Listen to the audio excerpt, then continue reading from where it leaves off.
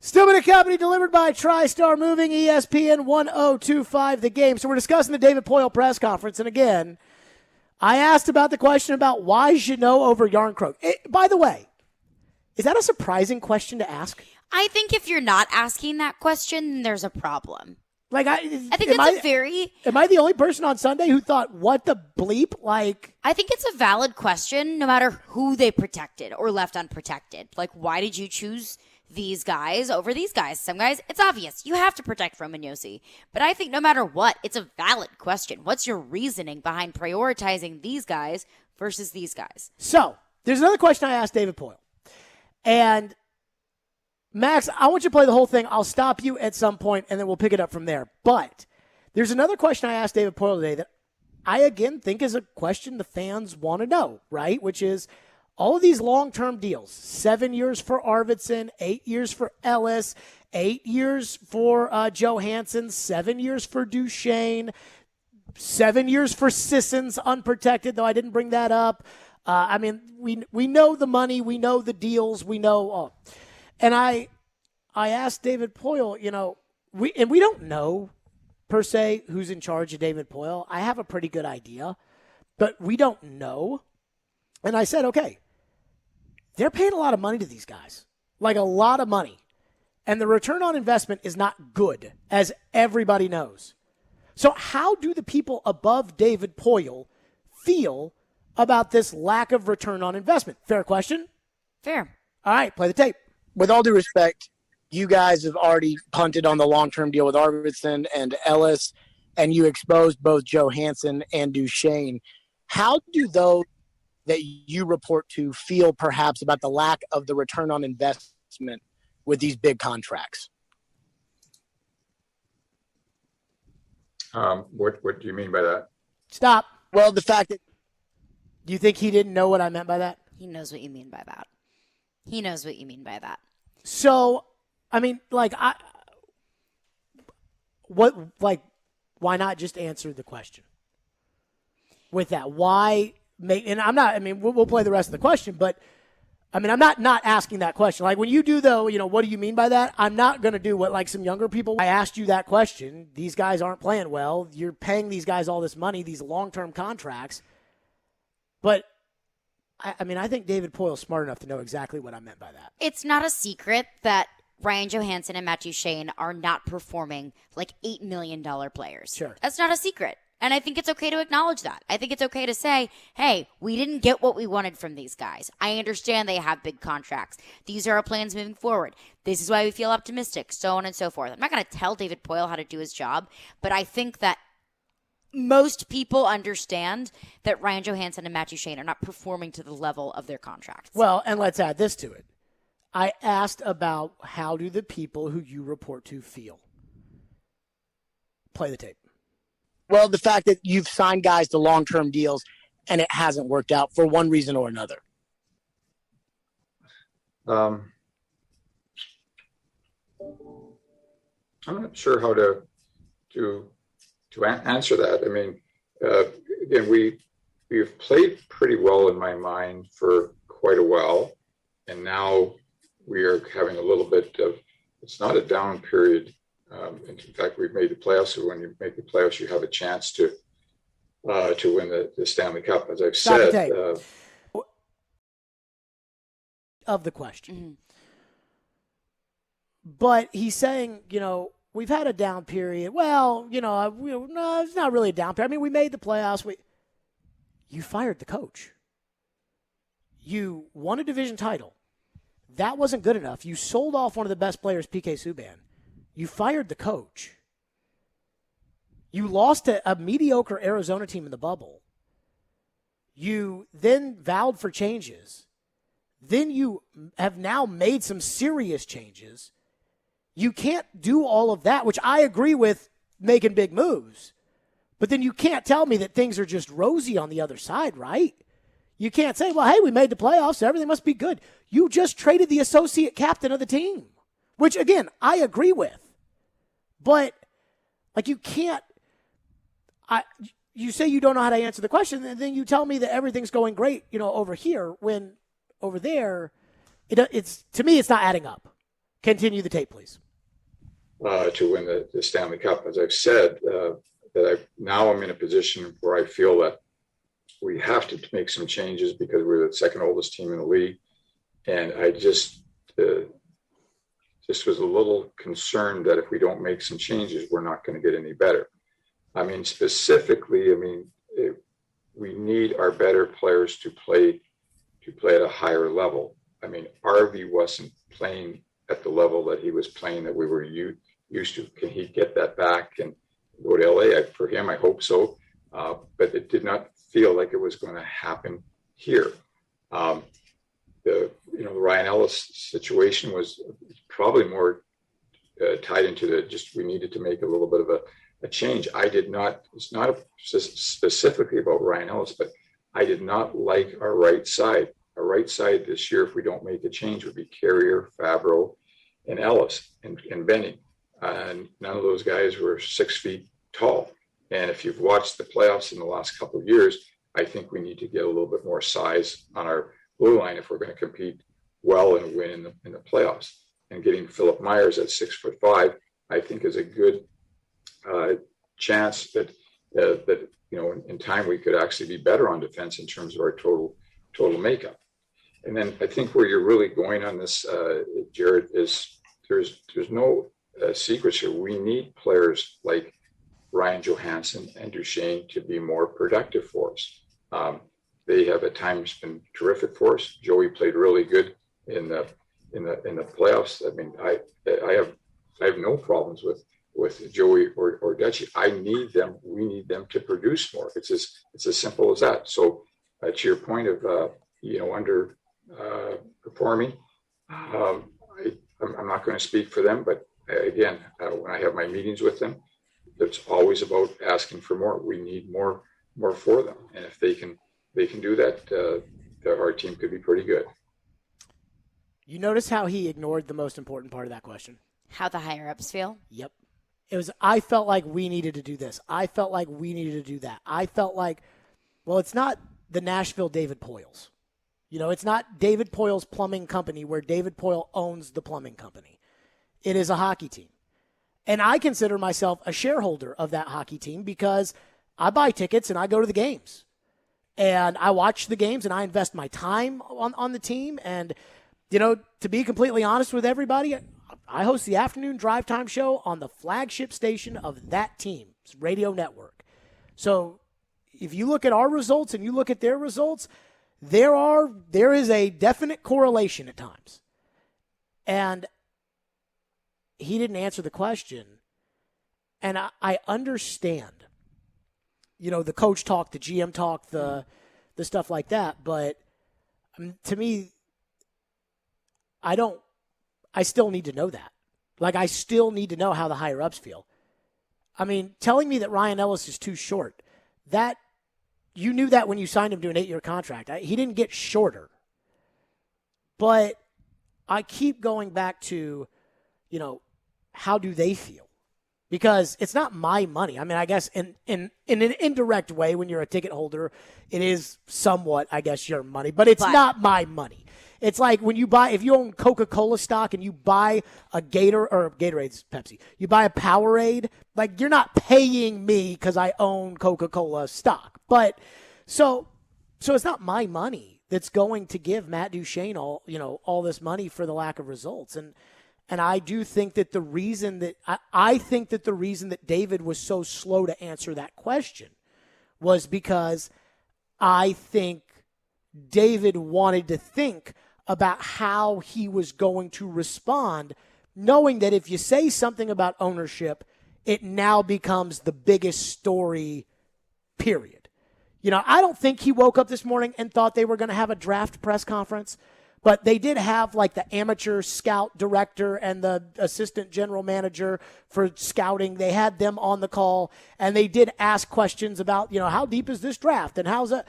And so, and I'm not trying to. I understand that a lot of times people in those positions will feel like you're asking that question because you want to make this the story. I don't want to make this the story, but I kind of feel like it's the story, right? You sign guys, you say, we're signing Ryan Ellis. We want him to finish his career here, and he doesn't. And I get it. Business is business. We signed Matt Duchene. I forgot about this. Joe Rexro wrote it in his column.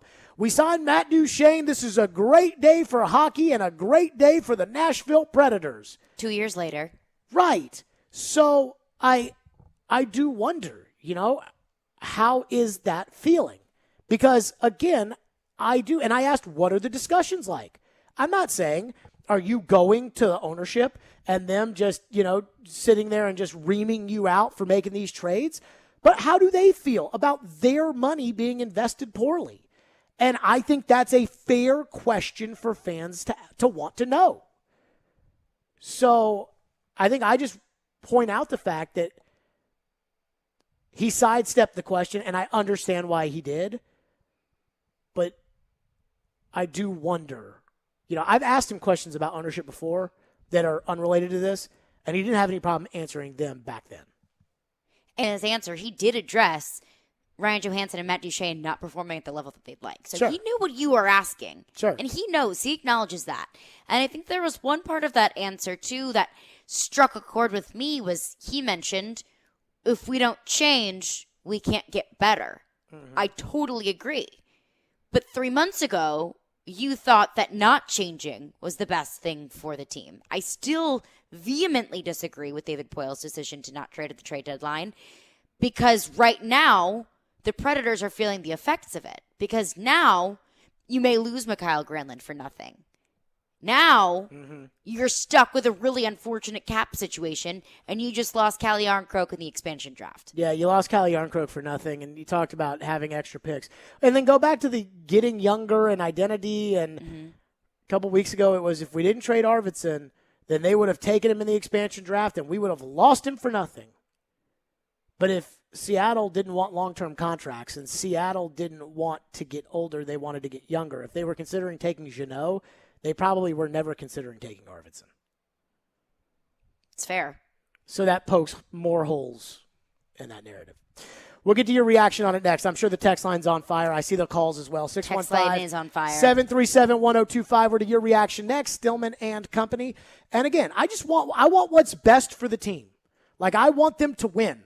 And maybe one day I will be, maybe one day Jeff Bezos will master outer space travel and I'll be hosting a radio show on Mars. And I will still want the Nashville Predators to win. And I will still be a Nashville Predators fan.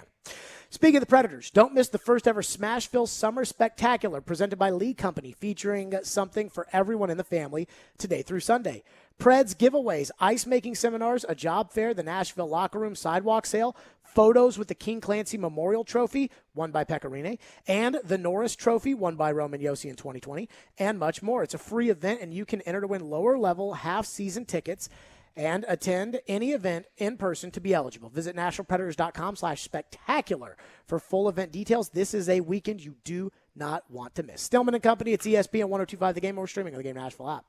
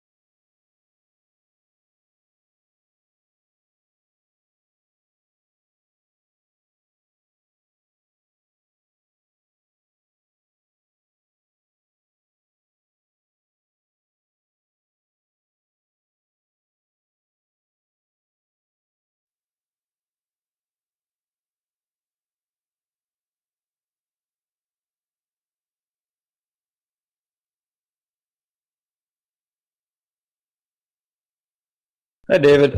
Back to the expansion draft. In talking with the guys you didn't protect, do you believe there could be any long-term effect in terms of relationships? How do you expect them to react when you tell them you're not protecting them? I think my conversations with everybody were actually very good. I think there's some understanding. That's from my standpoint. However, I'm not 100% sure of that.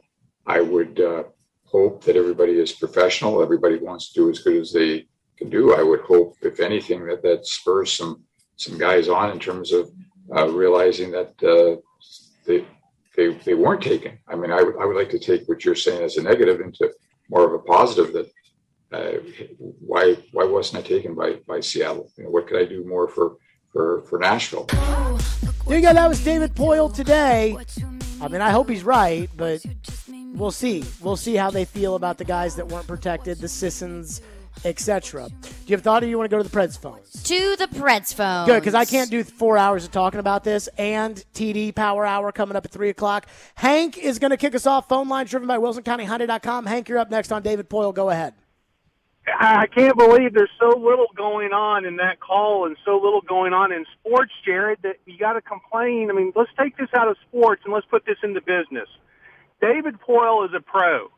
And if any of us had a situation where we weren't performing up to speed, performing up to where our bosses were expecting it to, and someone said publicly, hey, can you tell me what your boss is telling you and what they're saying?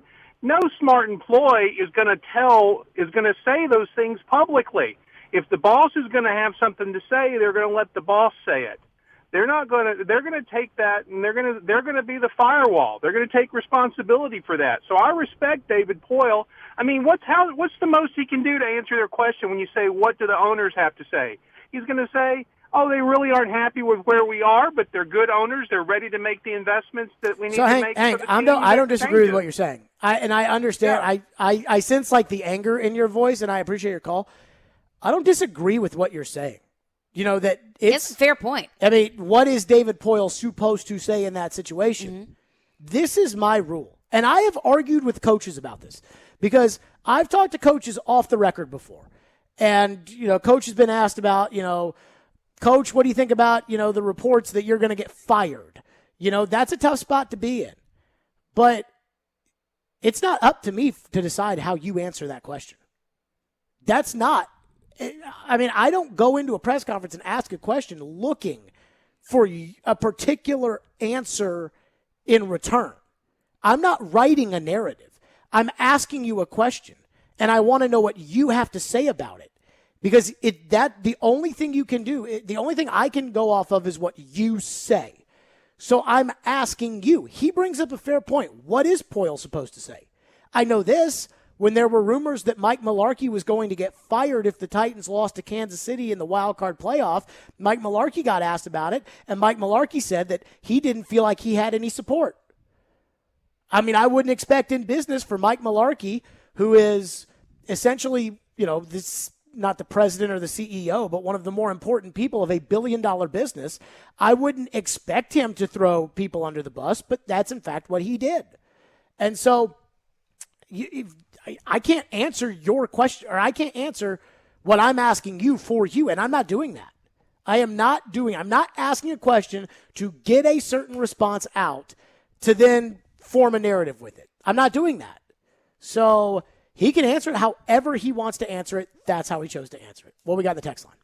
One texter texts into the text line and says he fills the barn. He makes the playoffs. He has kept a small market team competitive during most of his tenure. Imagine the owners think he's doing a pretty good job regardless to what the afternoon DJ has against him. First of all, I'm a talk show host. I'm not a DJ. DJs play music. I don't. Secondly, is making the playoffs that big of a deal? Like, in all seriousness. And I ask it because the two sports where literally half the league gets in are hockey and basketball. Baseball, you got to earn it. Football, you got to earn it. But in hockey and basketball, half the teams make the league, make the playoffs. Mike Budenholzer is fired if Kevin Durant's foot is, 3 inches back on that game-tying 3 in Game 7? Budenholzer is fired. Instead, he wins the NBA championship. It's a very fine line, literally. But are we to sit here and say that the playoffs are all that matter, and as long as you keep making the playoffs, no matter what happens, we're okay with it? Because that's not how I feel. I mean, everybody makes the playoffs in the NHL. You have to really suck to not make the playoffs in the NHL. And yes, making the playoffs almost every year is a wonderful accomplishment, and it is very exciting, and it sells tickets, and it gets the fan base involved. I hear you. But at a certain point, you have to ask for more. At a certain point, getting knocked in the first round of the playoffs just isn't good enough anymore. The city of Nashville, Predators fans deserve more than that. And if you're investing millions of dollars into these players, $8 million into 2 players, you have to expect more from them. You have to expect the team to want to get further than just making the first round of the playoffs. Because, I mean, we've said it before, almost the best thing that could happen right now to the Predators is being really bad. Yeah, I hate that. Understand how twisted that sounds. I said this when they made their run last year. Please don't make me regret this run. Please don't make me regret the fun that we had in March, April, and May. Please don't make me regret that. And at times I feel like I'm regretting it. We'll get back to your reaction next. 615-737-1025 is our phone number. 615-737-1025. Stillman and Company's delivered by TriStar Moving. It's ESPN 1025 The Game.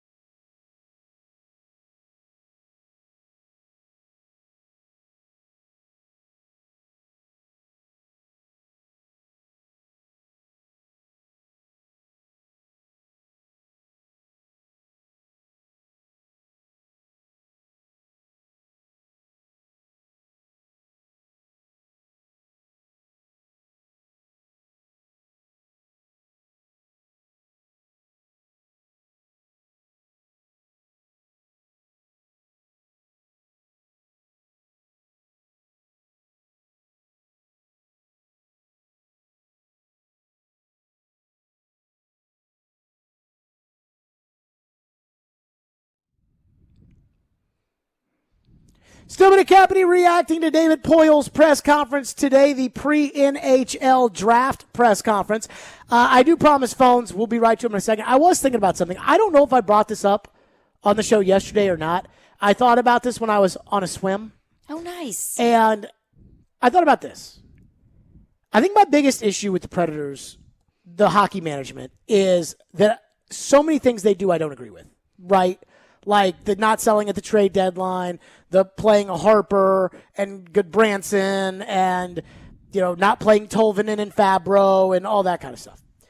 Had they sold at the trade deadline, do you think that we would look at it and say they didn't make the playoffs last year, they're selling low on these guys, they lost Cali Yarncroke, they all got to go? Or do you think we'd say, hey, they stockpiled picks, they're going into this draft, they've got people they can go out and get, how do you think we would feel had they made the choice to sell at the deadline? I think it would be a little bit of both. I think that we would have a little bit of resentment. Like, you didn't even make the playoffs and you're making these moves. But I have to have a little bit of faith in us to think that we would look at it like, yes, you and I would look at it like, but they did get those picks and they did take a risk with trading at the trade deadline. So we would look ahead to, okay, they didn't make the playoffs this past year, but they have a bunch of picks. What are they going to do with them? What's going to happen if those picks don't work out? What are we looking for the picks? So I want to give us the BOD and that, we would rip on them for sure. But at least looking ahead, being critical, but also being a little bit optimistic. I think I'd be totally fine with it. I think I'd be like, you know what? David's done this before. They didn't make the playoffs in 2014, and they retooled it with Laviolette in 2015, and they were ready to roll. And I think I would have felt similar to that. I mean, I think that was kind of one of the moments where I was just kind of, that's to me, I just don't agree. I just don't agree, and the not agreeing is continued. David is up next here on Yarn Croak. Thank you for calling the show. Go ahead, David. How you doing, Jared? Good. Jared, we went through the same thing with the last draft with Yarncroft and O'Neal, and it worked out basically for the Predators. I like Yarncroft, and he's one of my favorite players that I like. But the reality is that one of these players was going to go. Jeannot has some upside to him. He's a younger player, and there's a good chance that he'll work out. But, if it had been Carrier, if it had been one of the other players, we'd be doing the same thing we're doing right now. We'd be sitting there, well, why did we lose him? Everybody wanted Duchesne to go, and it's not going to happen. So hopefully these players are going to pick up, and this will work out. Sure. David, thank you for your call. I would say this, okay, because somebody's brought this. There's a couple of things in that. First of all, this idea about, we need, David keeps saying, we need Duchesne, we need Johansson to play better. Yes, you do, because you're stuck with them, and they have more job security than you. Because they can fire you and go get another general manager, and it won't cost them $50 million or whatever's left. They can't fire those guys. So you need them to work out. They have more job stability than you. John Hines loves playing, Coach Badass and benching everybody and putting Duchesne on the third line and things like that. But I will tell you, it is not close in terms of job security between the two guys. One guy's contract runs out next year, and it ain't for $8 million, and it ain't Matt Duchesne. And so they got to get those guys working, I agree. The second thing is there is no comparison, in my opinion, between Yarncroke and Neal and Yarncroke and Jeannot. Yarncroke and Neal was, would you rather have the higher upside scorer who is signed for one more year and then going to demand a big payday, or a solid two-way contributor that for 3 years leading up to it had played 74 games, 81 games, 81 games? Cali Yarncroke had 3 full seasons of NHL experience under his belt. He had 16 goals in 2015, 2016, 15 goals the next year. He was at one point, when the Predators turned things around in that 15-16 year, on the first line. Let that sink in. He was on the first line. Tanner Jeannot's played 15 games, all on the fourth line, and he's done nothing in the playoffs in his career. They are not comparable players. They're not. I mean, and I could be totally wrong, and Jeannot could have a 10-year career like Yarncroke too.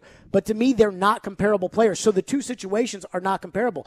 Yarncroke is not looking at a break-the-bank payday like Neal got from, I think it was Edmonton or Calgary, that Neal got after that year in Vegas. Like, he's not going to get that. He's going to sign like a 4-year deal at 1.8 per. Like, that's what he's going to be after this. He's going to be a solid player for another couple of years. And so even if you want to say that Jeannot you would take over Yarncroke, you can't compare Jeannot and Yarncroke to Yarncroke and Neal from 4 years ago. It's not the same. But my question for you, and I'm going into this question totally understanding that the Predators got nothing in return for Kelly Yarncroke. But you're always harping on the Predators for waiting too late to get rid of players. Sure. For waiting, buying high, selling low. Sure. Get out while they're high. Doesn't it kind of feel like that's what they did with Kelly Yarncroke? And I understand they got no return for it. I understand that. I think the fact that they didn't get a return makes that impossible to compare. Like, had they sold, remember at the deadline when I said, hey, I'd throw Yarncroke in there too. Yeah. And I like Yarncroke, but he was on a heater. He was on a heater and you didn't get something for him. Right.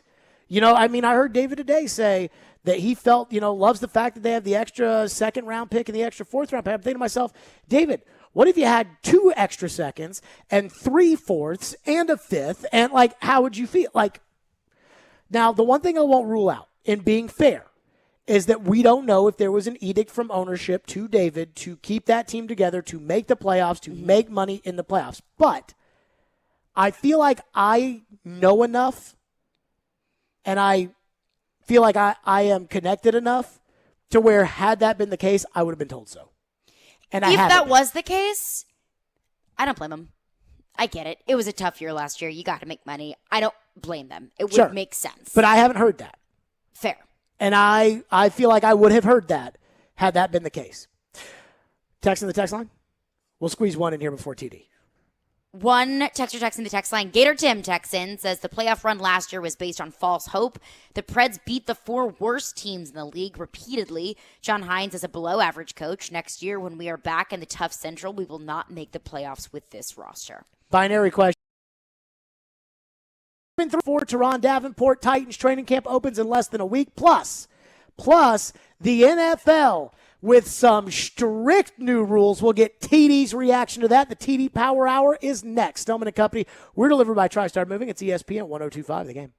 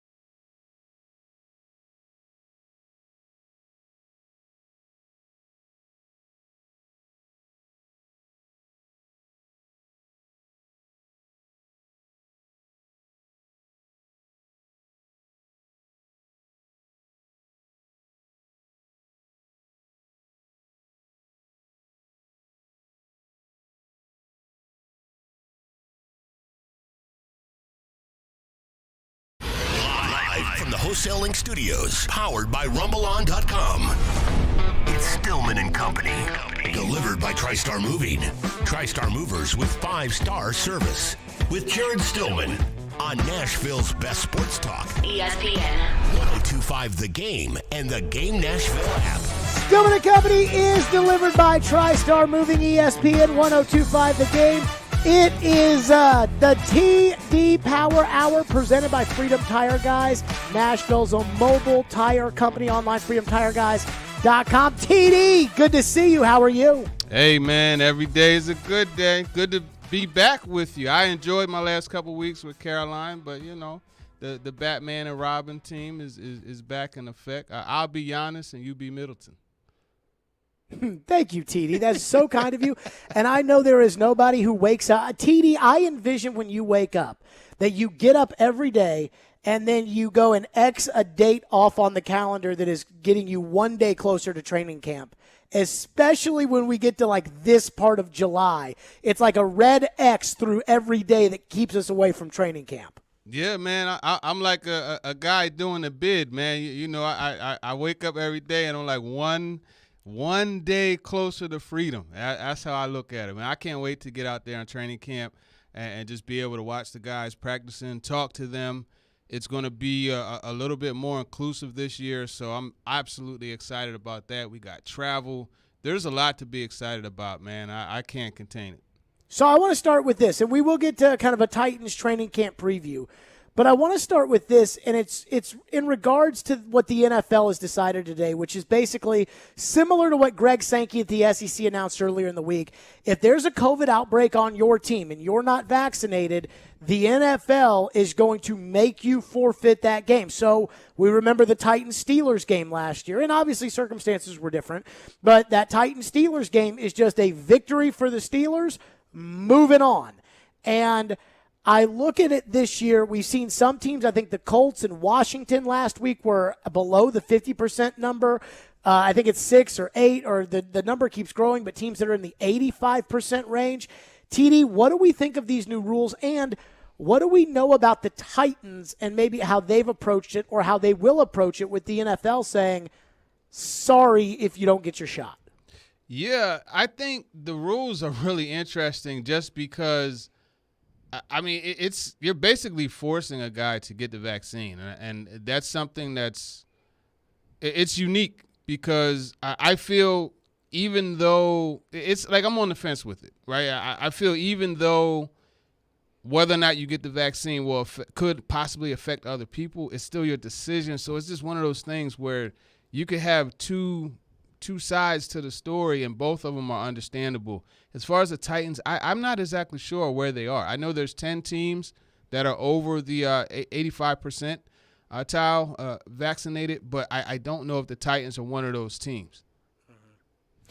TD, I found it interesting because I thought Nick Saban had the best response yesterday when he was asked about vaccinations and really broke it down into the personal choice you have to make and the team choice you have to make, and then kind of, you know, unlike I think a lot of times we've seen people who have, you know, I think one thing that doesn't work, TD, is finger wagging and pointing and saying, you get the vaccine or you're a dummy. Like, I don't think that's going to convince somebody to do it. But then Saban kind of laid it out. I thought he laid it out perfectly yesterday and then said, hey, 90% of my team's vaccinated, but it's everybody's choice. And, I mean, you just shared with me that DeAndre Hopkins tweeted out, quote, never thought I would say this, but being put in a position to hurt my team because I don't want to partake in the vaccine is making me question my future in the NFL. I do wonder, to your point about making guys do this, I do wonder how these rules are going to have an effect on the league because, as I said, I don't think putting your finger in somebody's face and saying you better get it is going to get people to get it. Yeah, and, you know, the thing that's really lost in all this is the forfeiture of not only the win, but you're digging in guys' pockets too. You know, it's a game check that's going to be given up too. So there's definitely much more ramifications than what we've seen in the past, and it's just there's so much to it. And I actually had Dr. Amish Adalja out of Johns Hopkins. He's a senior advisor, and I had him on talking with TD this week, and he dropped a lot of knowledge just about the way a lot of these guys are they don't understand that being in superb health, drinking water, eating well, and working out and doing all that, that's not going to stop you from getting the virus. It may curve the impact, but it's not going to stop you from getting it. So it's just one of those things where it's a tough decision for each person, especially if you're on the fence about it. And listen, I get some of these guys, like some of the oppositions, because listen, you could go back to in history, right? The Tuskegee experiment, is something that is in the mind of a lot of black people who are in opposition of the vaccine. So you have to understand that, because we're so quick to call these guys stupid or so quick to say, hey, you're being ridiculous. I think it's one of those things where you have to try to empathize with them, understand, right? You don't just dismiss their thought process. Try to understand it, seek understanding, and that might help you be able to convince them or get them to understand that, hey, it is good to get the vaccine. And that's why I had Dr. Adalja on and I specifically asked him about how he would explain this to the black community, because I know from personal experience, there is a strong opposition to getting this vaccine just because of the trust level that a lot of black people have with the government. It's not just black people, right? There's plenty of it's all races. I'm just saying sure. Black because that's what I know of personally. You know what I mean? But it's such a strange situation, a unique situation, and it's still like a movie. I mean, these last couple of years have been really like a movie. Like you're watching something on one of these premier stations. It really is a Hollywood script.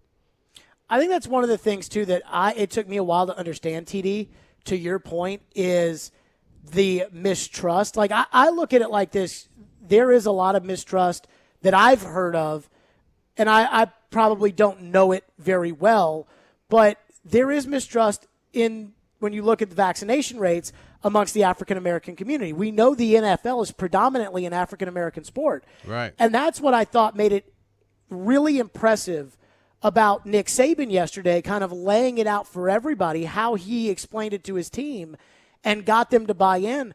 But I think Saban mentioned in about a 4-minute clip 5 or 6 times that it is a personal choice to make. And I think that is what, and I said this yesterday, Teron, that's what makes him such a great coach, is that he's making these players feel empowered to make the decision for themselves, and they still end up making the right decision. And I look at a guy like Vrabel, and I think, you know what? I think a lot of these players, if I had to list Mike Vrabel's best quality, it's getting players to buy in. It's getting players to listen to the experts that the Titans have probably brought in to talk to the players. And I look at it and say, I do think that if there's any coach in the league that can get the players to trust them, it's Mike Vrabel. What do you think? I definitely agree with you there, and here's why. It goes back to what I just said. The effort to seek understanding. If there's one thing Coach Vrabel could do, is he could – how can I put it? He has a way about him of trying to put himself in the player's shoes. And I think that really showed a lot back, when you had the George Floyd incident and the team's reaction to that, the way he handled that situation, some of the things he said, it really came across to me like, wow, this man is really genuine, and he is attempting to try to, look at it from their eyes. And I think that's what's happening here. Now, this is all speculation because, again, I don't know how that's going about. But I believe firmly that that's what Coach Vrabel is doing just because it's what I've seen before. And that being said, that makes you – when you're able to show empathy, it allows someone's mindset, someone's heart to be opened up. And now your point that you're trying to get across becomes much more relatable. So I wouldn't be surprised if the Titans are among those teams, those 10 teams that have the higher percentile.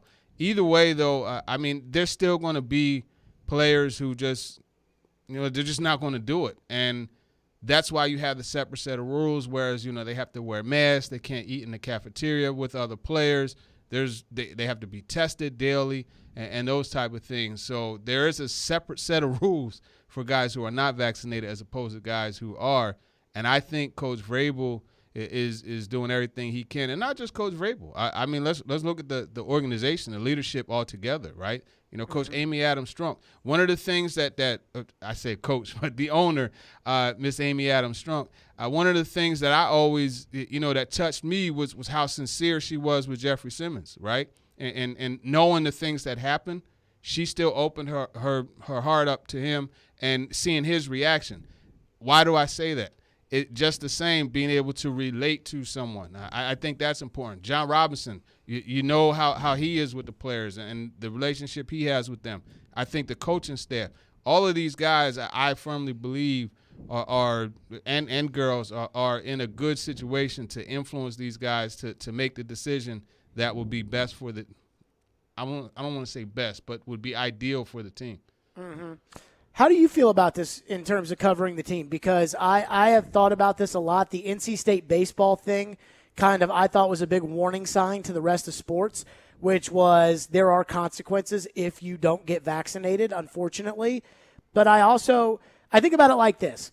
I personally, and I am not finger wagging and telling people what to do, and I am not, saying I personally have gotten vaccinated. I believe in it. But how are we going to feel if Derrick Henry misses? And I'm using him as an example. I have no idea what Derrick Henry's vaccination status is, but how will we feel if Derrick Henry misses a pivotal game against the Colts because he comes down with COVID or is exposed to somebody and he's not vaccinated?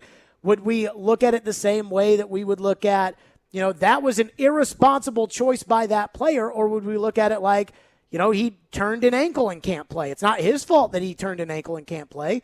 And I do wonder how the fans are going to feel in that kind of situation and how teammates are going to feel in that kind of situation, TD. Yeah, I wonder more about the fans. I believe teammates are going to just look at it as what it is, right? It ultimately, it's player X's decision. And that's the way I look at it. And granted, obviously there are, other people that could be impacted by it. But, I mean, let's face the facts. There are people who have been vaccinated that still got the virus. You know what I'm saying? So there's all kinds of ways that you could go about approaching it. I think at the end of the day, we have to understand that it is each person's individual decision. All we can control is whether or not we get the vaccine, right? So that's, I think, should be your ultimate concern, is whether or not you got it, and then going about still not like being careless, right? Wash your hands frequently. Do the things. Don't have contact from your hands to your face. Do the things that we've done in the past before the vaccines came about. And I think if each one of us individuals make sure that we're doing whatever we have to do to keep this thing under control, I think collectively it's going to keep everything under wraps. But here's the thing, and this is something that Dr. Adalja, and I keep referring to that because he there was so much information. Definitely listen to that if you haven't gotten a chance to. But he called the pandemic now, he said, is a pandemic of the unvaccinated. And he said from his studies, over 90% of the people that are in hospitals because of COVID are those who are not vaccinated. So that is something to look at. That and this Delta variant, TD, yes. It sounds pretty scary. I think that's the other thing. Well, there's another variant too. I think it's called Lambda. I think there's another variant that has made its way. So yeah, there's all kinds of things. And Dr. Adalja actually said that at this point, he doesn't see a booster shot or a third dose being necessary, but that's only at this point. Talking with TD to check out that interview, and it's something that TD, you texted me about earlier today. I definitely think there's a lot in there, and I think medical professionals, those are the people that people trust. Your doctors, things of that magnitude. Coming up next, we're back to the field. Training camp next week. TD, give me your preview, your thoughts, what you want to see, what you are expecting to see from the Titans. We'll do that coming up next. TD presented by Freedom Tire Guys, Nashville's mobile tire company, online at freedomtireguys.com. Join 1025 The Game Saturday from 5 to 7 for the Nashville SC pre-match party at the Hard Rock Cafe downtown. Party before the match on Broadway and get some game swag, plus register to win a pair of tickets to an upcoming Nashville SC home game. Then head over to Nissan Stadium for the 7:30 match against FC Cincinnati, which you can also hear on ESPN 94.9. Get your tickets now at NashvilleSC.com and tune into the match on ESPN 94.9. We're live from the Wholesaling Studio, powered by RumbleOn.com. More TD Power Hour next. It's Stillman and Company on ESPN 1025 The Game.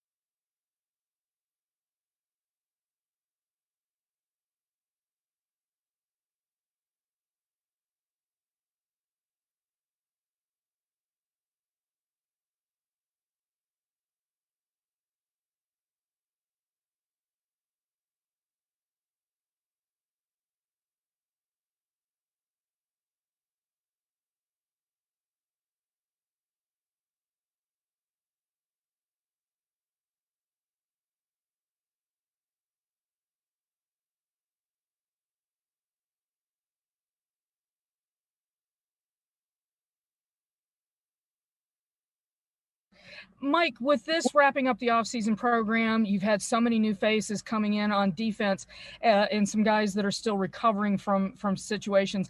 How is the defense in comparison to where you'd like it to be at this point of this offseason? It's tough to make any comparisons year to year, Teresa. So, we're where we're at from training camp. But, we got some guys that are out there. And, hopefully we get 11 out there every time. Understand there's going to be moving parts throughout the season. That's kind of where we're at. A lot of this, it's been good for us, been getting some work in the red zone and then third down, those critical situations that we have to improve at. There you go, Mike Vrabel back on the field next week for training camp. The TD Power Hour presented by Freedom Tire Guys. Teron Davenport, ESPN with us.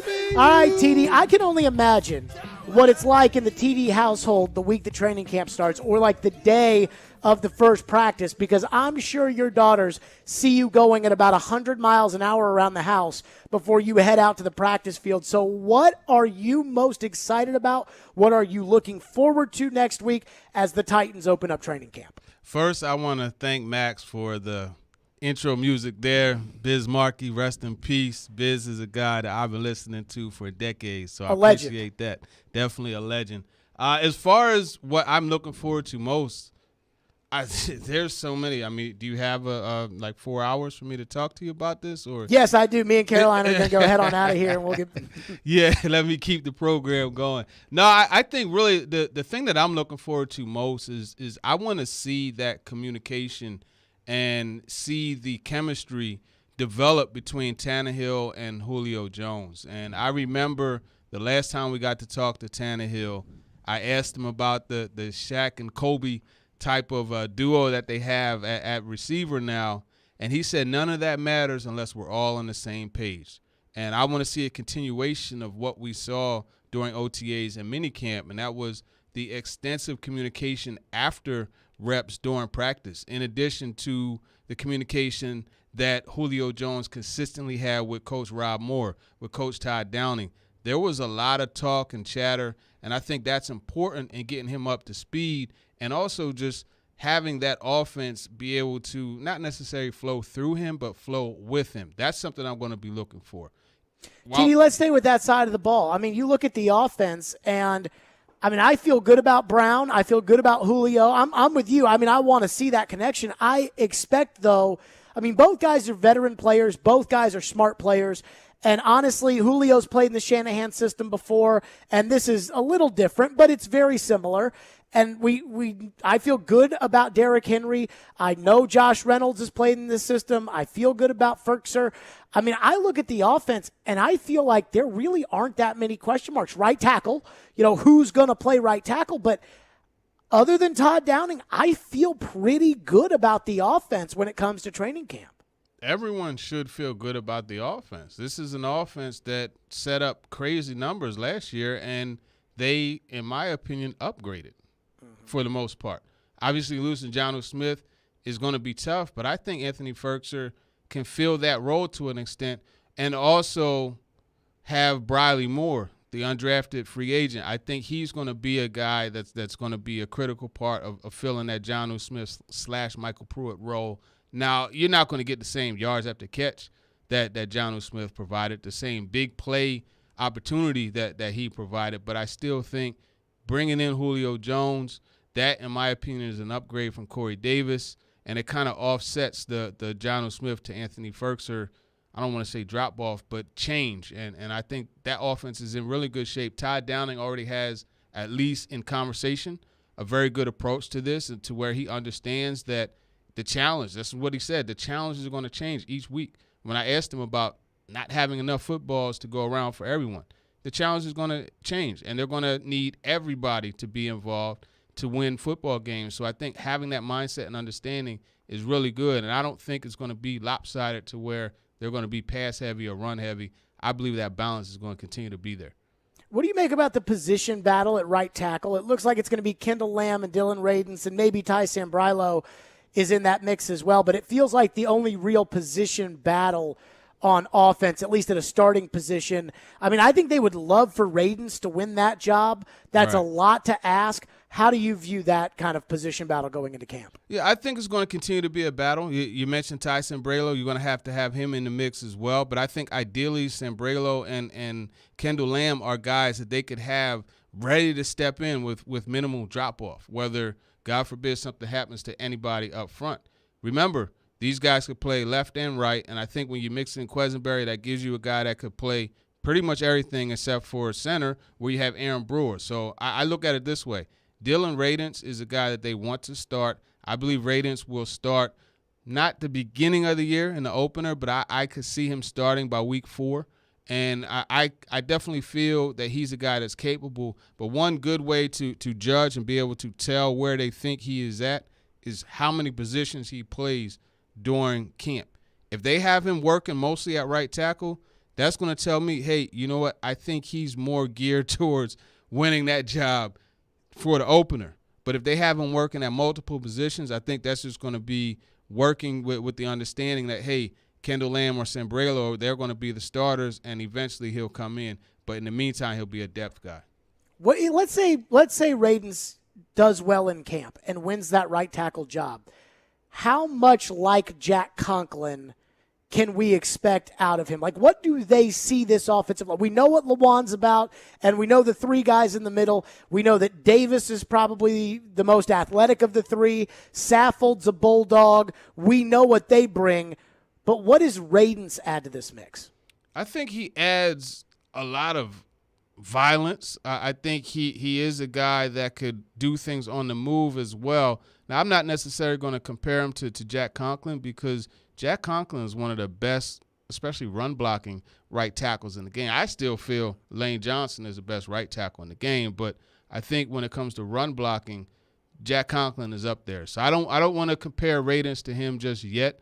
I still think there's more to see, but I think just he'll bring you someone that could, put it this way, that will make it work, and someone with a bunch of upside, because the more he gets settled into the offense, the better he'll be. And we saw that progress during OTAs and minicamp.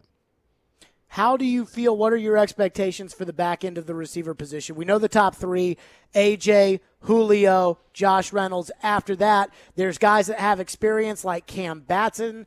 There are new guys like Dez Fitzpatrick, a rookie. How do you kind of see that back end of the receiver position? And I know you've been big on Mason Kinsey. Right, and he's the guy that I'll mention first, because I think when it comes to just a dedicated slot receiver, a guy who could run choice routes and just consistently make DBs look bad in that slot, he's that guy. He also brings some in the return game. So I'm going to be watching him. Marcus Johnson is another one. He's just a consistent player. He catches everything that's thrown his way. He has some success. I mean, he's led the Colts in receiving in multiple games last year. He was up and down with the Eagles as far as on and off the practice squad to the regular 53-man roster. I think he's someone else to watch, and it seems like he and Ryan Tannehill have a little something going, because I remember the last the last practice that we got to see in minicamp, he was consistently targeted, and it wasn't the last. It was the third from the. So it was when they went back to minicamp, when they started minicamp, Tannehill hit him 3 times in the end zone, and each time, it was a touchdown, a nice route, and those type of things. So you see that chemistry brewing. He's a guy that I could see getting in the mix. It's going to be tough at that receiver position, because they're going to do everything they can to keep Racey McMath. I wonder, because to me, Racey McMath and Nick Westbrook-Ikhine, these guys are kind of two of the same. I made the joke about Westbrook-Ikhine during camp and at times during the season in practice when we saw him. I made the joke about him having a physical altercation with the football. Just a funny way of saying, like, he was fighting the football rather than catching it naturally, but that's something that he improved upon, and he even had that nice catch on that 4th down from Logan Woodside. So it's going to be interesting seeing that back and forth, right? Because both of these guys are what they envision to be special teams aces, and then you have Dane Cruikshank. How is his value going to come in? Is that going to make them able to keep both of them still? So there's a lot of storylines that you can look at. Charles Rogers, downtown Freddie Brown. These are all guys that are going to be in the mix, so it's going to be fun watching that whole receiver thing work out. TD with us for the TD Power Hour, presented by Freedom Tire Guys, Nashville's premier online mobile tire company. We're going to flip it to the other side, TD. Defense. Questions injury related. Plus, Chris Sanders has his big thing he wants to see at training camp, and it's on the defensive side of the ball. We'll hit that next. Plus, get your questions in for TD as always. We will answer them on the text line, 615-737-1025. We'll save a segment at the end for TD questions for Tehran, 615-737-1025. Stillman & Company. We're delivered by TriStar Moving. It's ESPN 1025, The Game.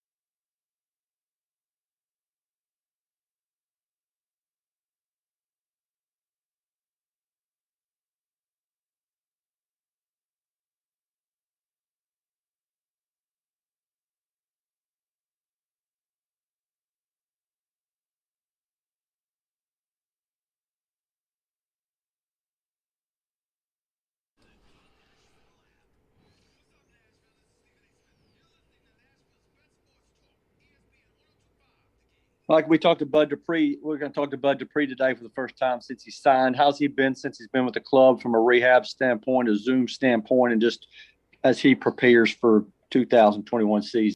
I would say everything that I said about Caleb Farley, Jim, that you could say about Bud. He's a professional. I know Caleb's a rookie, but Bud is as a professional. He communicates well, communicates with Todd about where he's at with his rehab and his therapist, and then when he's here, he communicates with me.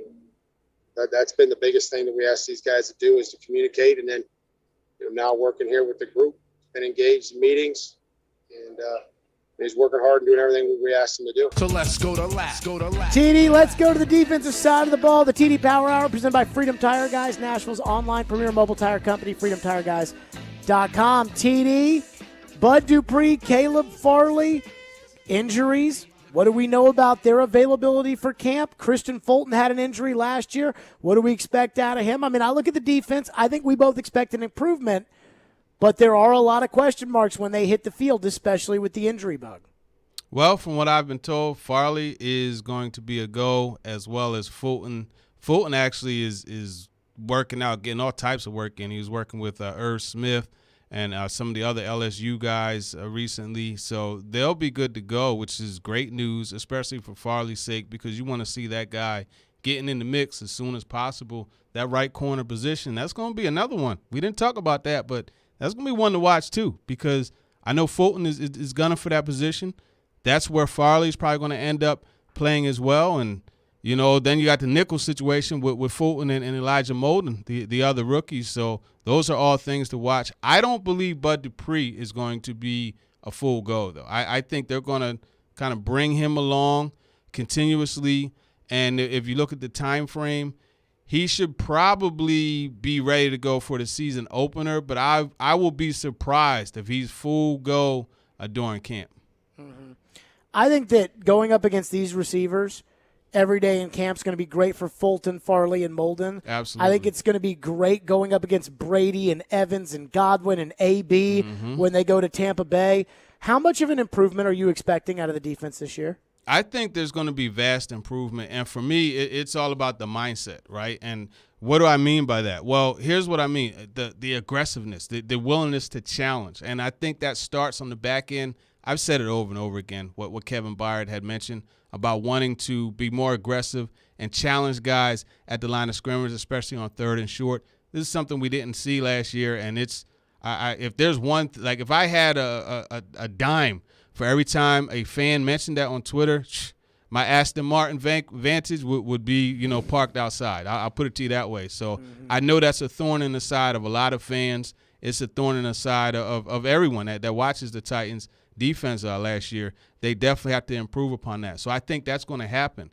And why do I think that? Well, Caleb Farley is a guy that he likes to play up on a receiver, and he's not afraid of a guy that's fast. I mean, I asked him about Tyreek Hill, and he said, bring it, so that lets you know. And I love what he said. What am I supposed to do? Be afraid of him? So when you have a guy with that confidence and the willingness to express that, right, and kind of show his teeth, hey, he's a dog. You know what I mean? And Fulton has a lot of speed too. So you have guys that are willing to get up and challenge at the line. You have Janoris Jackrabbit Jenkins, who is another one that will challenge receivers, and that's what they need in that defense. And I think just having that on the outside is going to help the guys up front, because now they're getting just that extra tick to be able to get to the quarterback. But what has to happen with the guys up front? They have to finish. We frequently saw these guys getting into the quarterback's face, at times having him under wraps, and the quarterback, whether it's Deshaun Watson or anyone else, able to escape. And you can't have that, because I don't care who you have in the secondary. If you ask them to cover for a long time, it's not going to – at some point receivers are going to get open. So it's a thing on both sides as far as the back end and the front end.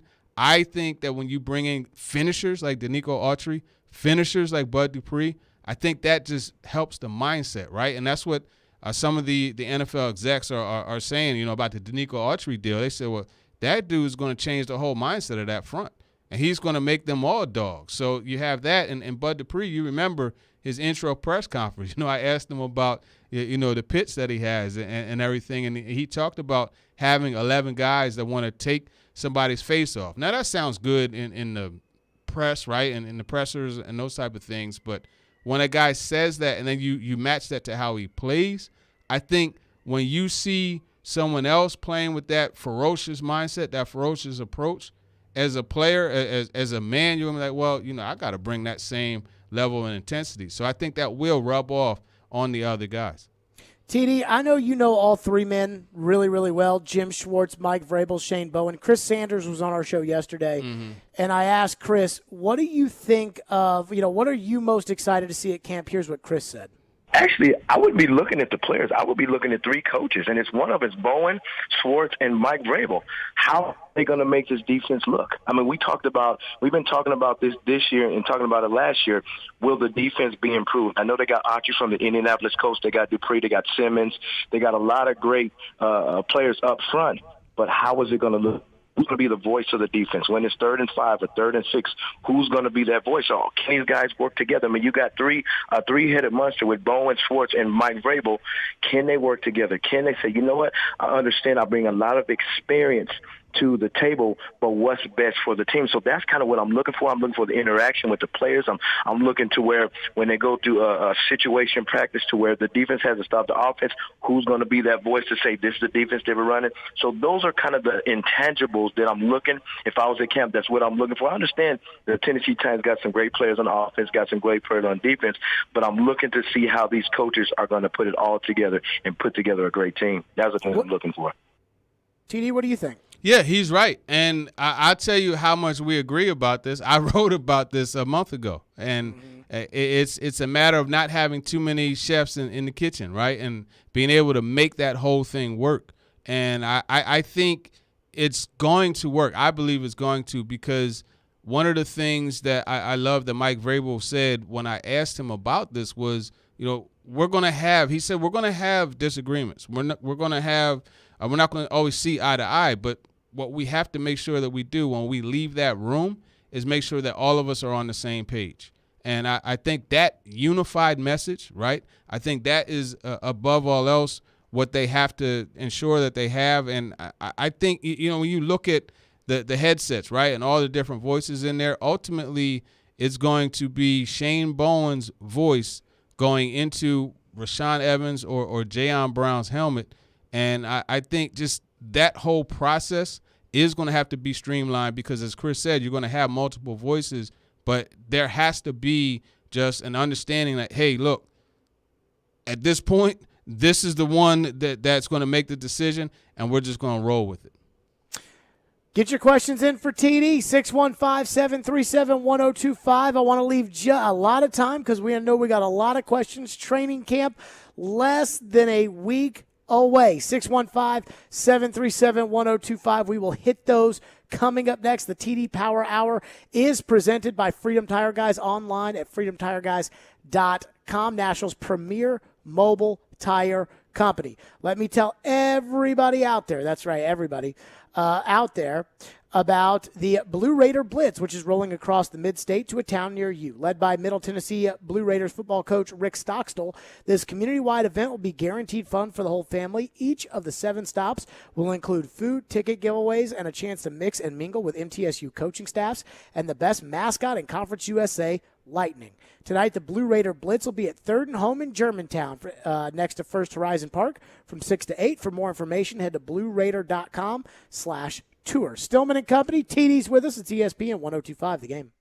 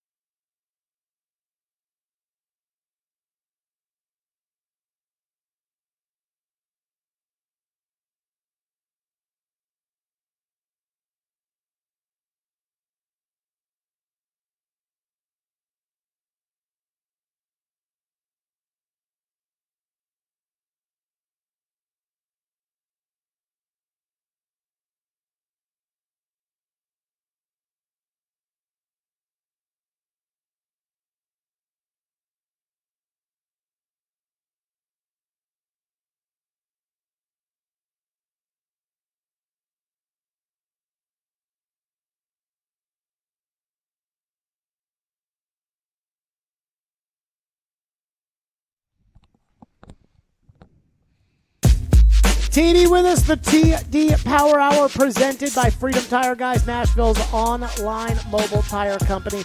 That's right, freedomtireguys.com. TD, we left perfect time as we're less than a week away from training camp. By the way, apparently Ben Arthur at the Tennessean has apparently a screenshot from Elijah Molden's girlfriend congratulating him on celebrating his new contract. So he has signed with the Titans. That leaves Monty Rice as the only Titan player so far that is not under contract, the only draft pick not under contract. But it is time for the questions for TD. This is a very popular segment. So Caroline Fenton, without further ado, our phone lines are driven by WilsonCountyHyundai.com. What questions do we have for TD? Devin from Dover texts in and says, what is your prediction for the right tackle position as far as a starter for week 1? That would be Kendall Lamb. Now, you fast forward 3 weeks later, I firmly believe it's going to be Dylan Radins. That's the way I look at it. Do you foresee a chance that Radins wins this job out of camp? Oh, yeah. There's definitely a chance that he wins this job. I don't think that he's someone to rule out. I just think it's going to be tough for him. I envision him starting. Now, this is going to depend on Ty Sambrailo's health, though, right? Because if Sambrailo is not good to go, he'll be working with the second team, and he'll only have to jump one spot. I just personally feel it'll be tough for him to jump 2 spots into that starting role during camp. The Canadian Titan texts in to the text line and says last year the Titans made a surprise cut of draft pick Cole McDonald before the season even started, not long into training camp. In your opinion, are there any 2021 rookies in danger of a similar cut? I don't think so. I really don't. And I mean, it wasn't like that big of a surprise that McDonald got cut, in my opinion. I remember the play. That daggone Isaiah Wilson, man, he got beat, and I think it was either Tuzar. I think it was Tuzar Skipper came off the edge, and he made Cole McDonald have to change the trajectory of the throw, and it was an out-breaking route, and he couldn't get as much on it as he probably wanted to, and I forget the corner who it was, but picked it off. Actually, I believe it was Fulton. No, it wasn't Fulton. It wasn't Fulton. It was someone else, but picked it off, and it would have been a touchdown. And that next day, he got the Turk came knocking. So I don't see that as a surprise. As far as cuts, surprise ones, I don't really see any for this draft class. Brady Breeze, I believe, is going to let me say this. That's a pick that I questioned, but I think Brady Breeze is going to have a long career in the NFL. And I look at him as a Chris Maragos type who won a chip with the Seahawks and with the Eagles. And he's the guy I initially thought of as a possible cut, but then I thought to myself, no, I don't see that happening. So I can't see any one of these rookies getting cut. It would have to take a monumental failure for them to do that. And on top of the McDonald thing, I mean, we didn't know when the draft happened. We didn't know what the end reality of COVID was going to be or how that was going to play coming into the season. Mm-hmm. And the Titans found themselves in a position where they had to get a veteran quarterback into camp to be that third guy. So I think it was McDonald was out, and 5 seconds later Simeon was in. And they were never going to play McDonald in 2020. So, if you knew what it was going to be like in April at the draft, maybe you change your mind. But I think that was kind of it wasn't a surprise because they needed a veteran at that position. Right. No, I agree. Ben texts into the text line and says, TD, if the Titans defense can improve to a middle-of-the-pack unit and Carson Wentz rebounds as a top 16 quarterback in a great situation in Indy, how do you see the battle for the division playing out this season? I still see the Titans winning the division. But I'm going to tell you what's going to be more important for the Colts than Carson Wentz rebounding to a top 16, and that's that running back, man.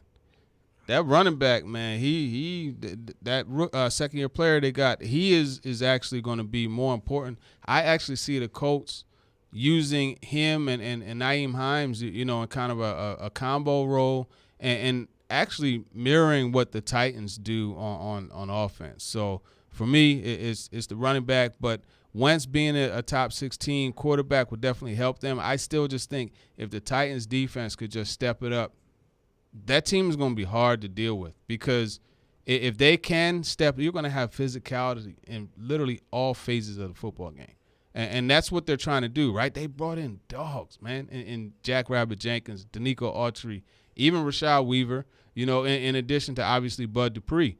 Caleb Farley, Elijah Molden. These guys are dogs. So I think that's going to help just change the whole, not mindset, but just the way that they play, get back to that backyard fighting type of football that they've brought. And not to mention, Jayon Brown's likely to be there for a full season as opposed to just 10 games. So all of that is good. And I just feel if they could just have a better season defensively, that team's going to be tough to beat, very tough.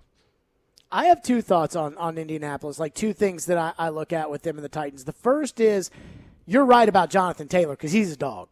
But I think Eric Fisher at left tackle, that is a big deal for them, because how long will it take Fisher to come back from that Achilles injury, and how much can that weakness on the offensive line while he's gone, or if he has a setback, because Achilles injuries are a big deal. I think that could be a big deal. If he's the Eric Fisher of old, Indianapolis has a great offensive line with Quentin Nelson and Ryan Kelly and those guys.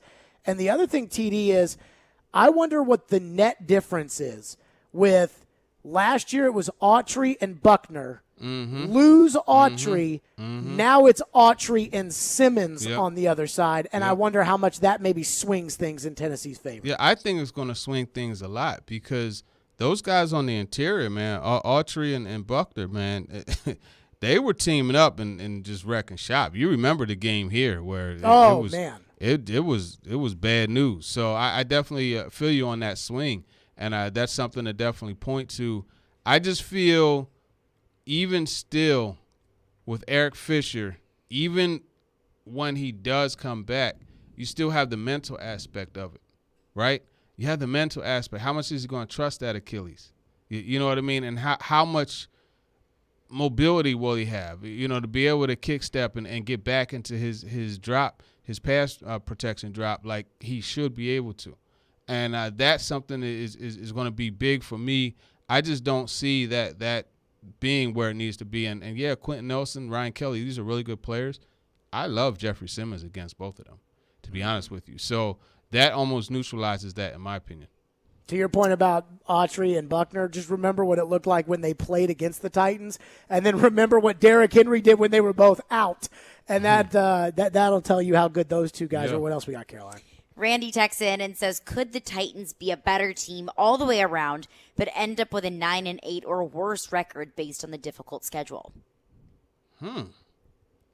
Here's the thing that's really interesting about these wins that the Titans had last year. So many of them were close. Did you notice that?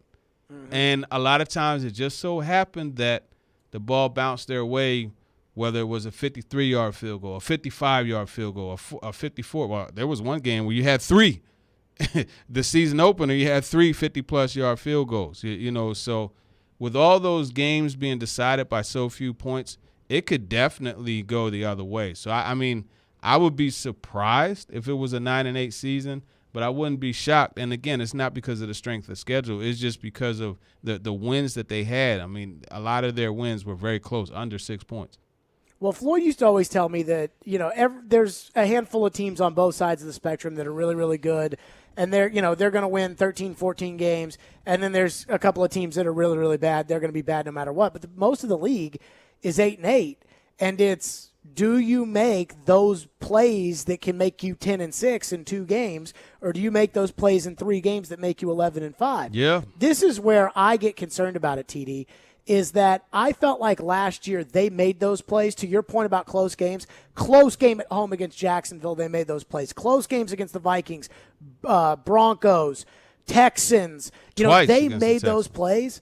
Those aren't great teams. Those are, they're going to have to make those plays this year in these games, but they're going to have to do it at New England. They're going to have to do it against the NFC West and the Saints. And so I get a little worried to the texter's point. But here's one thing that you always have to look at with a Mike Vrabel coach team, and I don't know what it is, but they have a way of elevating themselves to the competition, right? And it's just something about that. Look at the Patriots game, right, where they won that one. Look at the Eagles game where they won that. And look at some of these other games. You know, they have a way of elevating themselves. But unfortunately, there have been too many times where they've kind of dropped to the level of the team that they're facing as well. Look at the Jets game, right? Look at the Redskins. You know, these are all games that, you know, shouldn't have been as close as they were. So I feel what you're saying, but I don't think it's as much of a concern because it's just something about when the competition is higher, they tend to elevate their play. TD, do you think the fact that Ryan Tannehill led the NFL in fourth quarter comebacks and game-winning drives last year says something about the luck of the team last year, or do you think it says something about Tannehill? It says something about Tannehill and just that whole offense, to be honest with you, because, look, you talk about close games. Let's talk about the season finale, right? That 50-plus yarder to A.J. Brown, you know, him being able to get position immediately and be able to make that play and set up that field goal. You know, so for me, it does say a lot about Tannehill.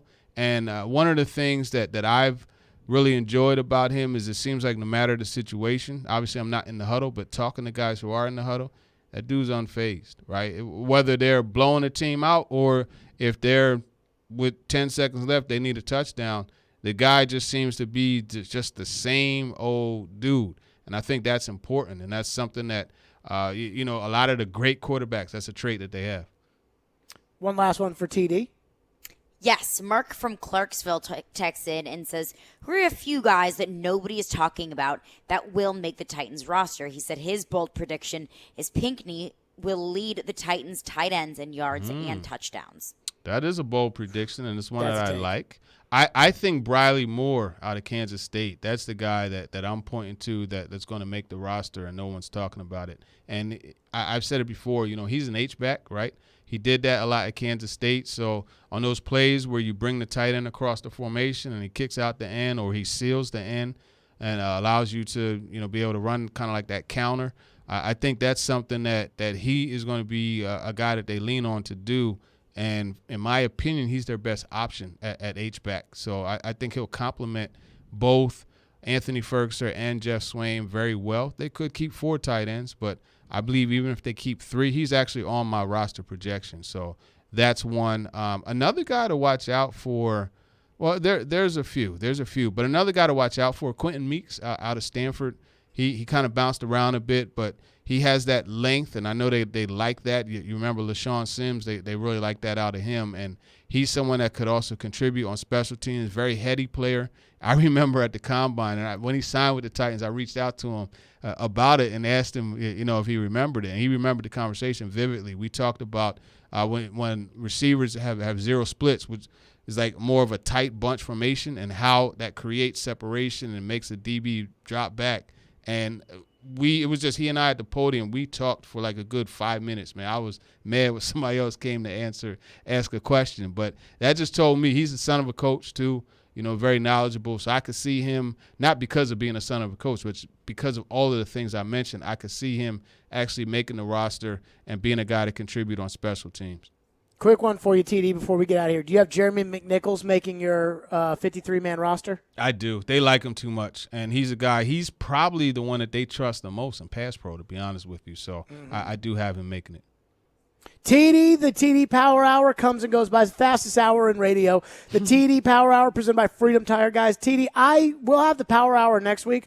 I'm sure we will be talking to you before then as practices will be underway. It is here. And, of course, talking with TD already out this week.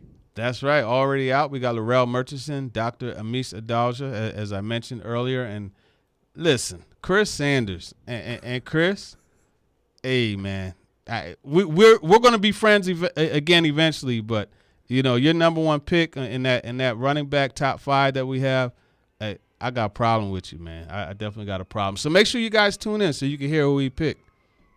You know he's just going to call you Gary Coleman and me John Candy after that.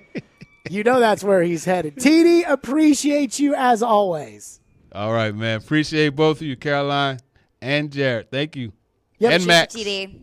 Teron Davenport, as always, he's the best talking with TD, and, of course, he'll be on I believe, the morning show tomorrow morning, breaking down the Titans. Camp is so close.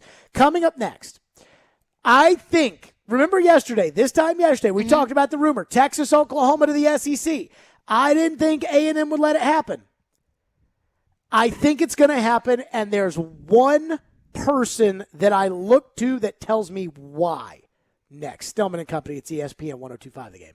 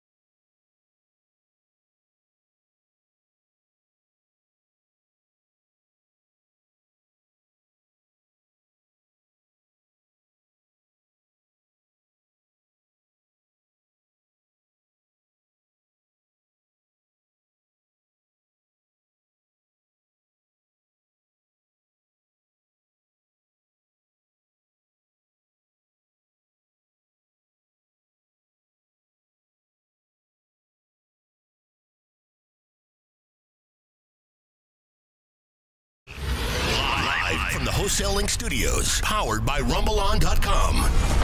It's Stillman and Company. Delivered by TriStar Moving. TriStar Movers with 5-star service. With Jared Stillman on Nashville's best sports talk. ESPN 102.5 The Game and the Game Nashville app. Stillman and Company is delivered by TriStar Moving, ESPN 102.5 The Game.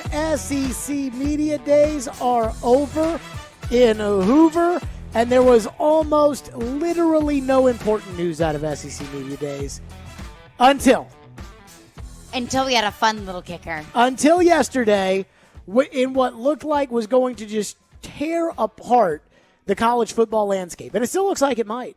And that was the rumor that Texas and Oklahoma were lobbying to get into the SEC. Now, Joe Rexroad brought this up this morning, and I think Joe was spot on.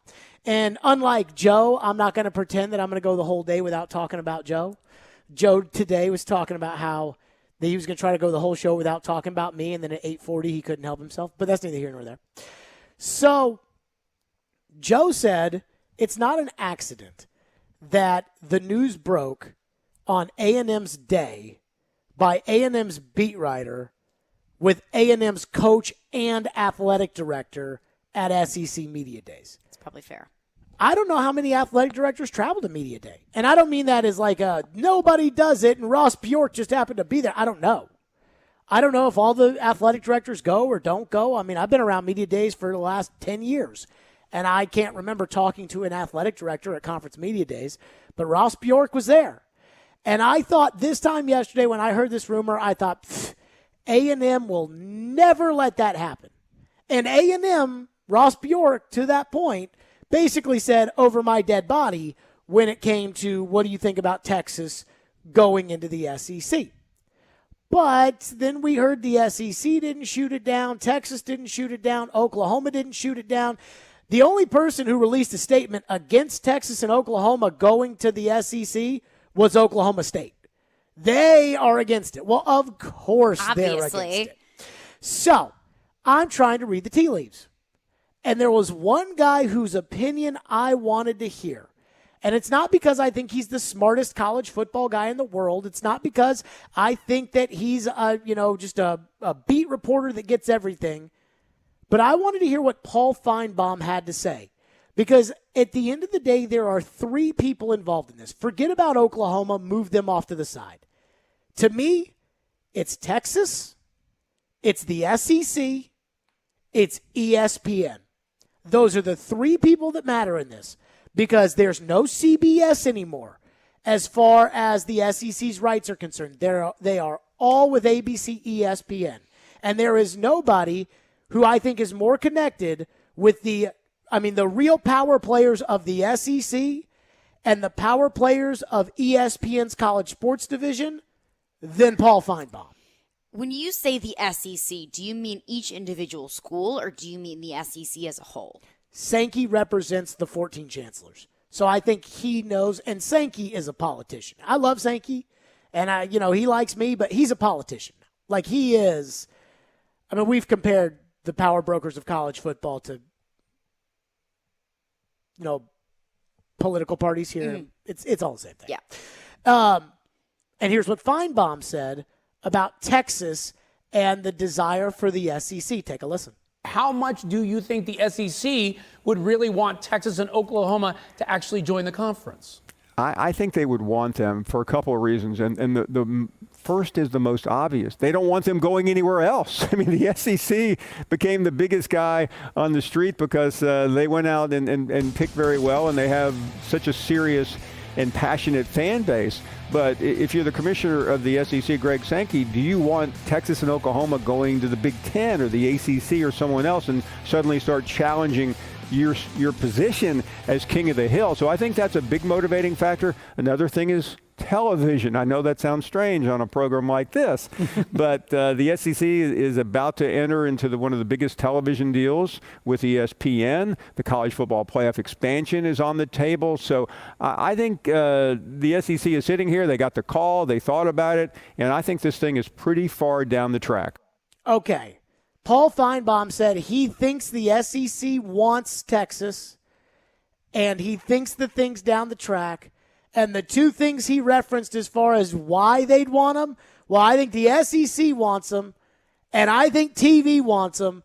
And Feinbaum is the one guy who's got a direct line to the most important people in the two elements. He's got a direct line to Sankey. He's got a direct line to the top at ESPN. And because of that, him saying this is on down the road, I think he's right. I think Texas and Oklahoma are headed to the SEC. Yesterday, I didn't think there was a chance. I thought A&M was going to get in there and say, absolutely not. X, see ya, goodbye. Just like my fear when it comes to Nashville getting a Major League Baseball team, that I fear the Atlanta Braves are going to step in there and say, nope, we're not doing it. And if the Atlanta Braves say that, I don't know if we'll get a team. I don't think we'll ever get an NBA team because I think the Memphis Grizzlies would say absolutely not. And those guys carry weight. A&M does not want Texas in the SEC. Yesterday, I thought that was a big deal. Now, Paul Feinbaum says it's on down the road. I think Texas and Oklahoma are headed to the SEC. I disagree. Why? For a couple of reasons. First and foremost, Paul Feinbaum has a show on the SEC network where he talks about SEC football. There is nothing to talk about other than preseason predictions, NIL for the next month. Sure. And Feinbaum will tweet out things. Like, he'll tweet out things like, what SEC player do you think could play another sport? Because they got nothing to talk about on that show sometimes, and then they just get all the callers to call in. So him hyping this up as something that could potentially happen, something that he says is far along in the tracks, then that's interesting. That gives you something to talk about for the next week or so. So that makes his show more interesting, and that makes people more interested in the show. I'm not saying that Paul Feinbaum's just making something up. Sure.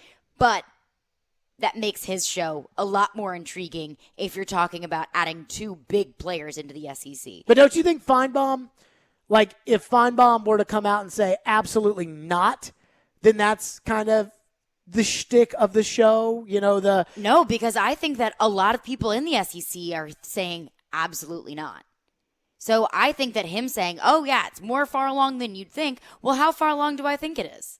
So him saying that it's a possibility, it's far along, it's on in the tracks, then that makes then people will call in with questions. But what does it look like? You don't hold Feinbaum, and when I say credentials, I don't mean like, the typical, you don't trust his credentials to be the best reporter. I'm not saying that. Mm-hmm.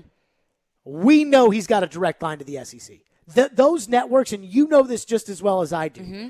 they don't care about ratings on the SEC network. They don't care about ratings on the ACC network. They care what the conferences want. So if the conference wants, if the ACC wants Stillman and Company to be simulcast on the network, and they go to ESPN and say, hey, we want this show in Nashville that talks about the hockey team put on there, then the ACC network would do it. ESPN wouldn't care. They do it because they'll do whatever the ACC wants for that network. Same with the SEC. Mm-hmm. So we know that Feinbaum is there because of the SEC. Like, he's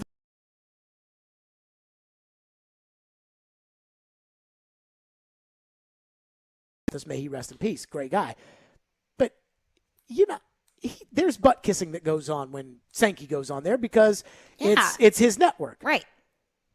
Feinbaum's connected at ESPN as far as the TV thing's concerned. What TV wants, what they – remember a couple of weeks ago, Feinbaum came out just against the 12-team playoff and said it was ridiculous and it was dumb, but they were going to do it.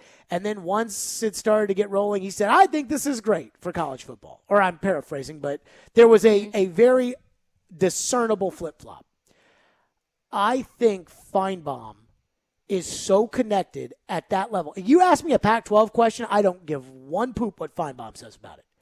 But when you're talking about administrative stuff that involves 3 people, Texas, ESPN, and the SEC, I think Feinbaum is as connected to anybody that would know about those 3 at one time. And I think he's telling you it's going to happen. I'm still not sold about it for another reason. There was an ESPN article that was released today, and our Bowen Lofton, who was the president of Texas A&M when they made that move to the SEC, he said there is this understanding among the membership, at least it was 10 years ago, whenever Texas A&M moved to the SEC, that you don't admit a school from the same state as a member school unless that member school is okay with it. We talked about it from time to time among ourselves, that this was the way it was going to be, that if we had another school in Texas wanting to enter the SEC, Texas A&M would have veto power. Now, this is what they call a gentleman's agreement, that if that state does not want another school from that state, that's all they need to say is yes or no. So Texas A&M, according to this quote-unquote gentleman's agreement that they made when Texas A&M and Missouri entered the SEC, that Texas A&M, if they say no, it's a no. And I know that we heard Texas A&M's athletic director kind of step back these comments yesterday saying, if the SEC is pushing it, we want to be at the forefront of college football. Interpret that as you may. I think that this is kind of going back and saying, no, Texas A&M says no, so Texas is a no. Do you think A&M has the juice to keep that from happening? Because that's what this comes down to. Because this goes deeper. Texas A&M and Texas goes deep. Have you seen how we appoint Supreme Court justices in America? It's on one time it's, hey, you know what? We need to let the American people decide. The next time it's, let's run this through faster than we can because we got an election we don't want to lose. You know what I mean? It's like it flip-flops depending upon who's making the rules. I get the gentleman's agreement that A&M came to the table with the SEC and said, hey, we want this rule in here. And the SEC said, well, you know what? We'll do it. Fine. But we're not going to put it in writing. And now that it's not in writing, I can see the SEC saying, well, we said that then, but now we can't. I don't know. I don't think it's going to happen. What do you think? 615-737-1025 is our phone number. If Feinbaum says it's on down the road, I think it's on down the road. Now, can A&M block Texas from actually getting in? The answer is yes. We'll explain how next. And do we think they can pull it off? 615-737-1025. Fitz will join us later this hour as well. Stillman & Company's delivered by TriStar Moving. It's ESPN 1025 The Game. We're live from the wholesaling studio, powered by RumbleOn.com, and we're streaming on the Game Nashville app.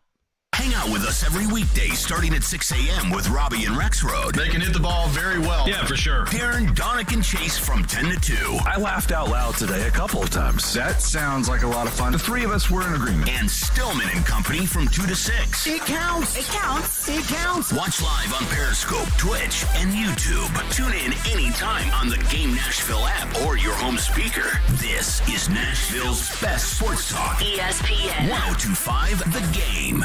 Cool down this summer with an ice-cold Gatorade. Stop by your local Twice Daily store and pick up a 28-ounce Gatorade today. Download the Twice Daily Rewards app for more savings.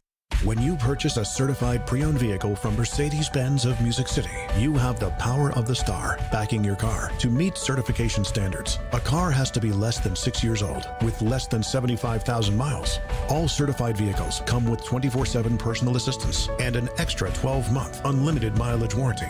Right now, you can get 1.99% financing for 36 months on select 2017 to 2019 certified models at Mercedes-Benz of Music City. See more at mbofmc.com.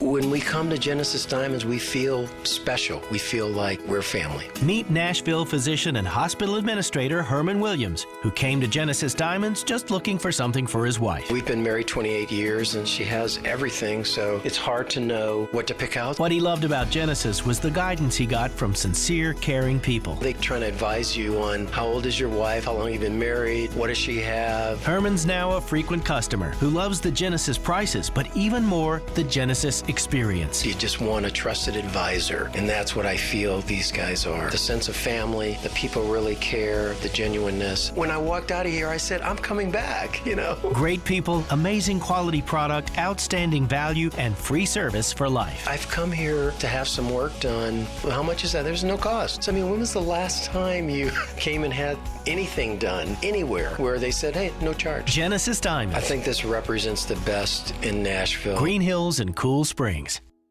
Microban 24 protects against Staphylococcus aureus and Enterobacter aerogenes bacteria, but does not provide 24-hour protection against viruses. Every time you touch a surface, you leave behind bacteria. Use Microban 24 sanitizing spray to keep surfaces sanitized all day. Spray on hard surfaces to kill 99.9% of bacteria and viruses initially, including the virus that causes COVID-19. Microban 24 keeps killing bacteria for 24 hours, touch after touch. When used as directed, Microban 24, touch after touch, it doesn't give up. Interact with Stillman & Company. Call or text the show at 615-737-1025. Driven by WilsonCountyHyundai.com. This is going to be like the Big Bang. It is so big for this reason, Ryan. Not only is it big if it happens for the SEC, but it affects every other conference. You know, where is the Big 12 without its two bell cows? I know what you just said from Oklahoma State, but they're not going to hold up the Big 12 by themselves or with Texas Tech or anyone else other than the two we're talking about. It affects the ACC. It affects the Big Ten, because what it means is expansion is back on the table. And 10 years ago, it was like the California gold rush when Texas originally started talking to the Pac-12 and was going to take a couple of schools with that. As a result, you saw expansion in every league. So if the SEC goes to 16, the Big Ten's not going to sit there at 14. The ACC is not going to do that, nor is the Pac-10. So we thought June was the wildest month in recent college sports history with NIL. Get ready. This is going to be crazier. There you go. This is what I think. I think you're going to see cherry picking. This is the new Big East.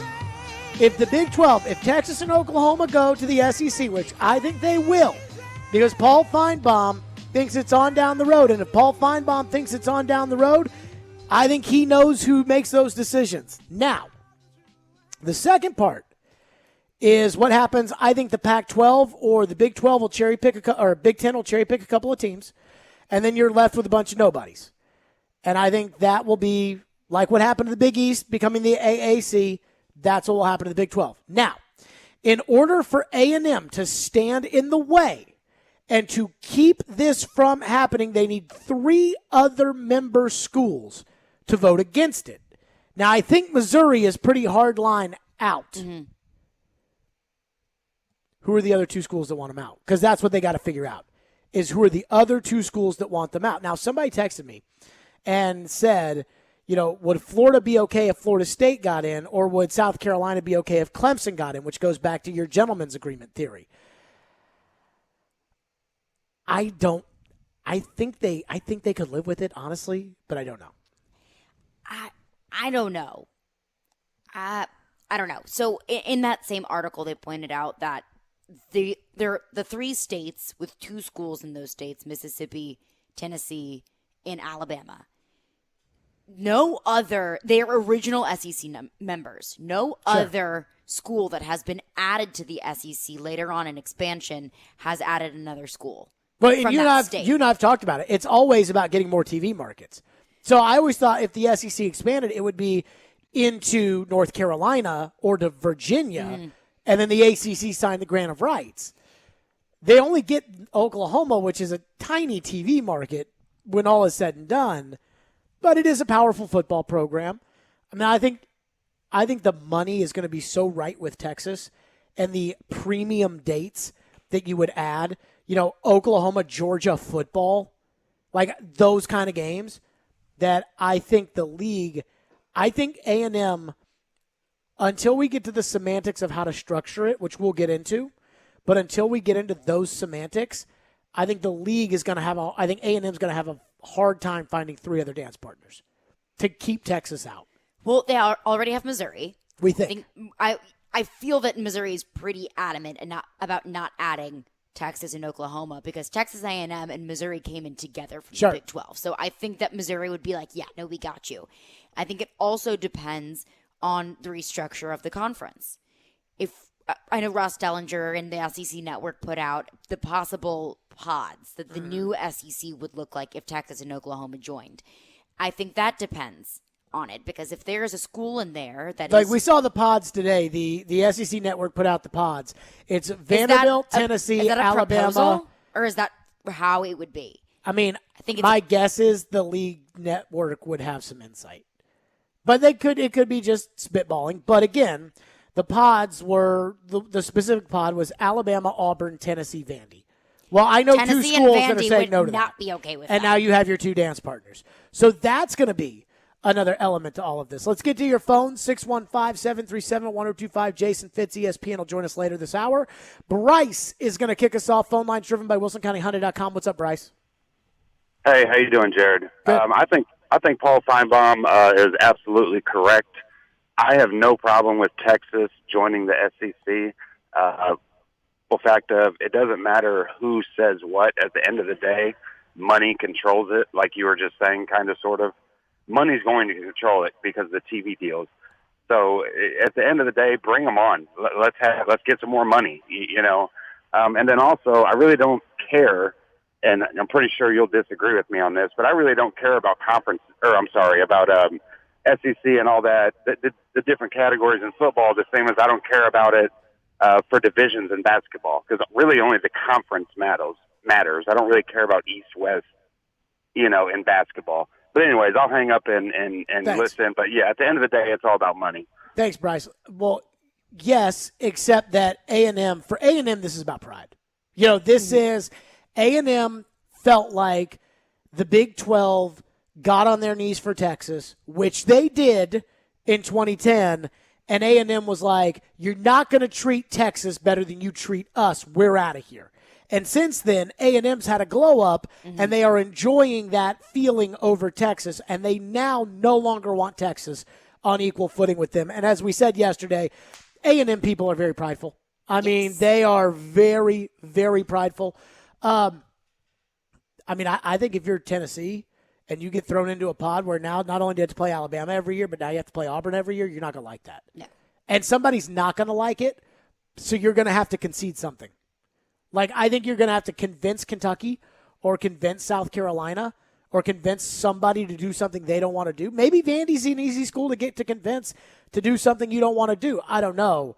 But that's going to be a non-starter. And if there are already 2 teams against it, then whatever you do, you're probably going to get two teams that also don't like it. So that's going to be a problem they're going to have to address. And what you brought up earlier about South Carolina and Florida, I think if South Carolina and Florida would be on board for Oklahoma and Texas, then they would also have to bring up the fact, about what about expansion in the future? Sure. If Clemson and Florida State want to join the SEC, are you okay with that?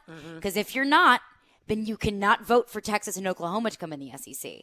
Because then we'll turn right around and vote for Clemson and Florida State to join the SEC, even though you don't like it. Because you did that to us. Especially if A&M joined under the agreement, yes, the gentleman's agreement that you would not put in Texas without us being okay with it. Right. Patrick is up next. Thank you for calling the show. Go ahead, Patrick.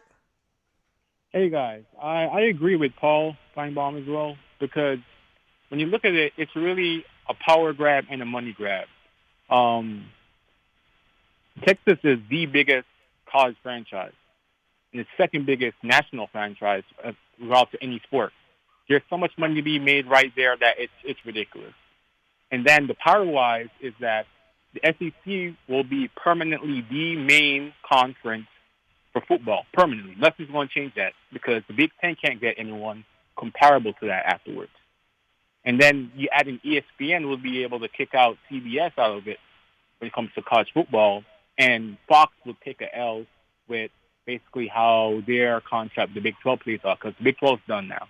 Well, so what's going to happen, Patrick, thank you for your call. Fox is basically, the Big Ten's going to raid the other teams in the Big 12. So the Big Ten's going to get Kansas. Big Ten's going to get somebody, and not the Kansas thing. I think football, Fox would love it. Fox will figure it out. The other big player in this is Notre Dame.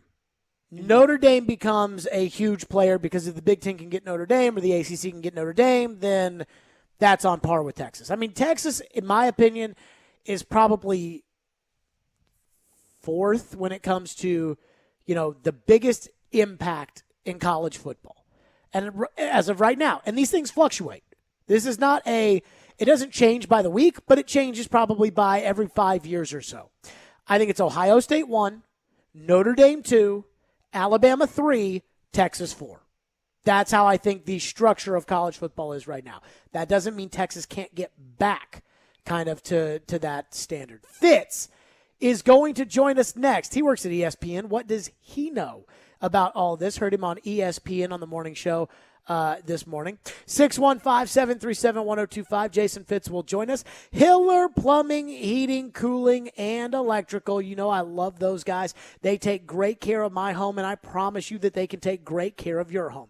Hiller is celebrating the home of the free all July long with special deals for customers. Get your free grilling must-haves when you make your home improvements, like a free Yeti Tundra cooler with the purchase of a new tankless water heater, a free Traegerwood pellet grill with the purchase of a new whole home generator, a free Traegerwood pellet grill with the purchase of select new HVAC systems. And their work, and again, I can vouch for this because I'm a Hiller customer myself, their work is backed by the happy you'll be or the services free guarantee. These deals are only happening in July, so customers have to call as soon as possible. That's Hiller Plumbing, Heating, Cooling, and Electrical. My guys, proud supporters of the Preds and the Vols. Hiller, call the Happy Face Truck today.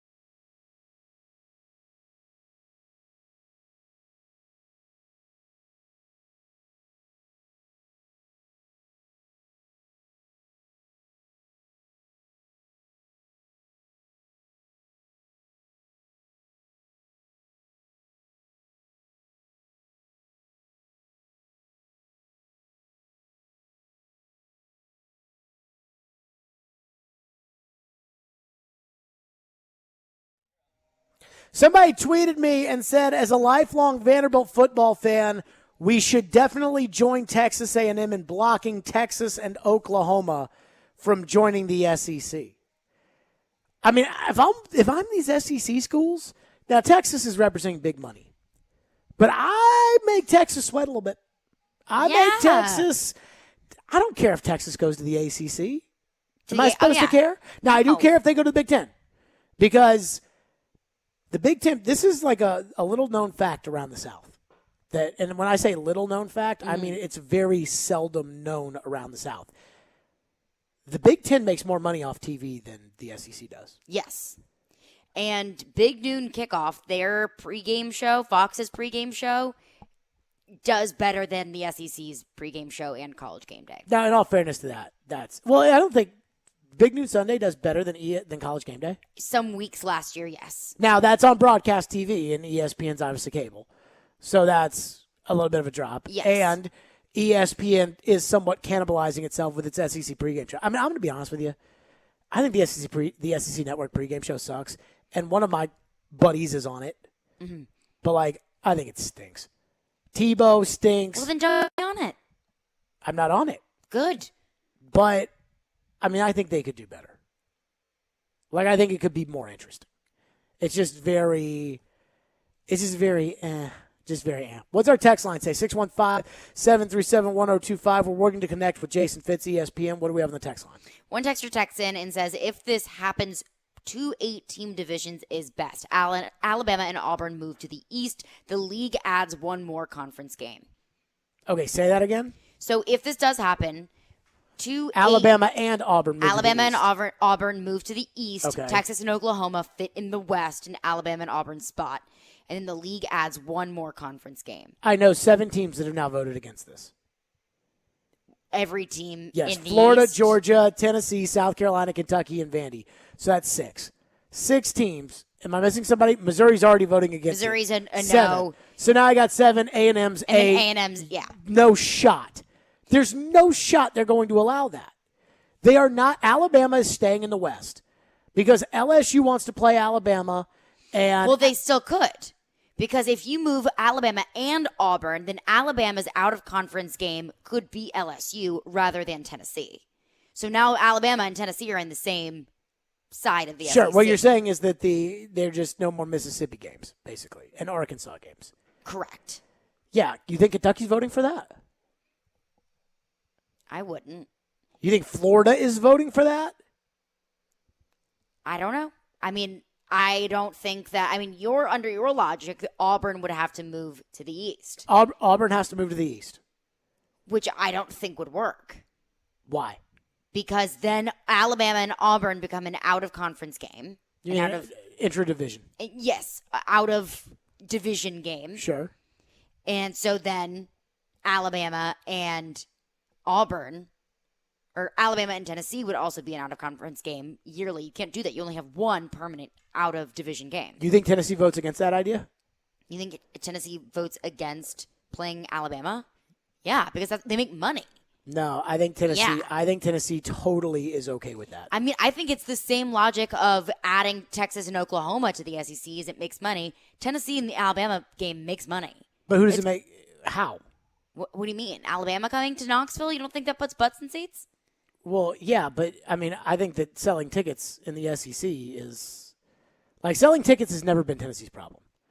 Tennessee never looks at their issue and says, we just need more people to buy season tickets to be fans at UT. They don't ever have that problem. Well, I'm fully aware Tennessee has way bigger problems than that. So, but to me, the issue is. But if selling tickets in the SEC isn't a problem, then why are you adding two more teams? Tennessee doesn't want. They're not trying to sell tickets.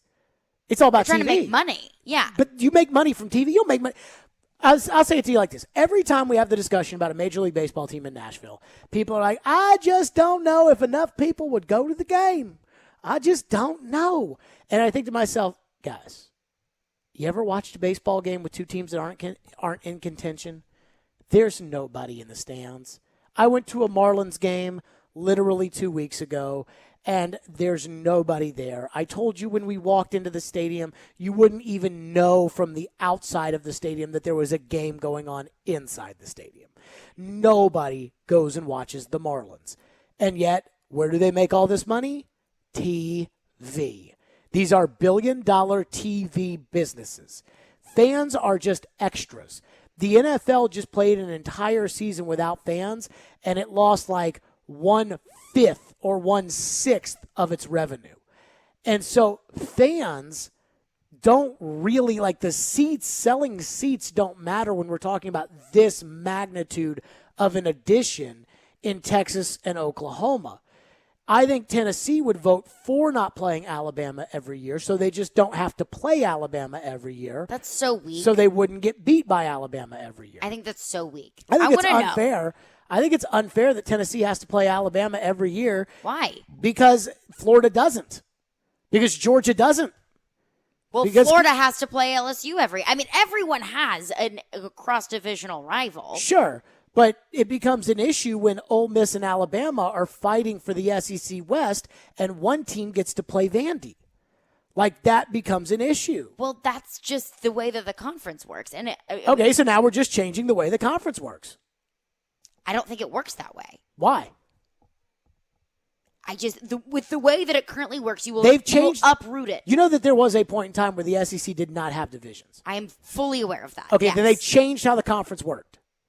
There was a point in time where Tulane and Georgia Tech and Swanee were all in the SEC. Do you even know where Swanee is? Yes. Where? It's in Spring Hill. Swanee? Or it's in Swanee, right? I mean, I guess technically you're right, but it's like Swanee is the University of the South. It's like you go past Mont Eagle, you're like on the way. Okay, keep going. But make your point. My point is that they change how these things operate. The Big Ten totally changed how they do their season in the middle of it last year to allow Ohio State to go into the conference championship game. The traditions of college football change all the time, and every time it happens, somebody goes, "Oh, how can you change that tradition?" And then after about 5 minutes, everybody forgets about it. I mean, even in baseball, they have not had one time in the history of baseball has an all-star team worn a National League or American League jersey. In the 30s, they wore a National League jersey. Ever since then, it's always been everybody wearing their jerseys in the All-Star game. Did you watch the All-Star game last week? No unique jerseys, which, by the way, was stupid. Yeah. But people are okay with throwing away tradition sometimes. And I think when it Tennessee, makes sense, change is necessary. That's the problem with baseball. It needs to change, and it isn't changing. But I think when you change too much, that's when people stop buying in. Are you watching college football? You have a 12-team playoff. Like, they're not the tradition of college football's over anyways. They got a 12-team playoff. You know that, like, we did not have a 12-team playoff. You know, like, back in the day. It's a conversation. It's not happening. It's done. You know, back in the day, there used to be multiple national championships. Yes. You do know that at 1951, Tennessee and Kentucky both claimed the 1951 championship. I'm aware of that. Okay. That was a tradition. The Rose Bowl, as the granddaddy of them all, is a tradition, and they want to play on January 1st every day. And in this next cycle, the college football playoff is going to tell the Rose Bowl game, either you're in or you're out, but you can't have both. And I bet the Rose Bowl game is going to go in, and we might see a Rose Bowl on December 30th or December 29th or something like that.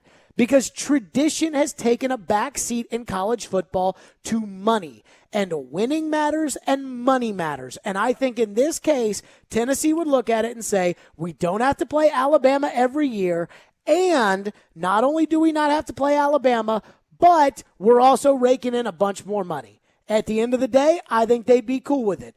Now, you'd have to talk to Alabama about that. But since Saban is the I'll play anybody, anywhere, anytime, any game kind of thing, and he's not worried about the coach after him because that's not his problem, I'm sure he wouldn't mind making this switch. And then he has to play Texas or Oklahoma once a year instead of playing Tennessee. I think he'd be okay with it.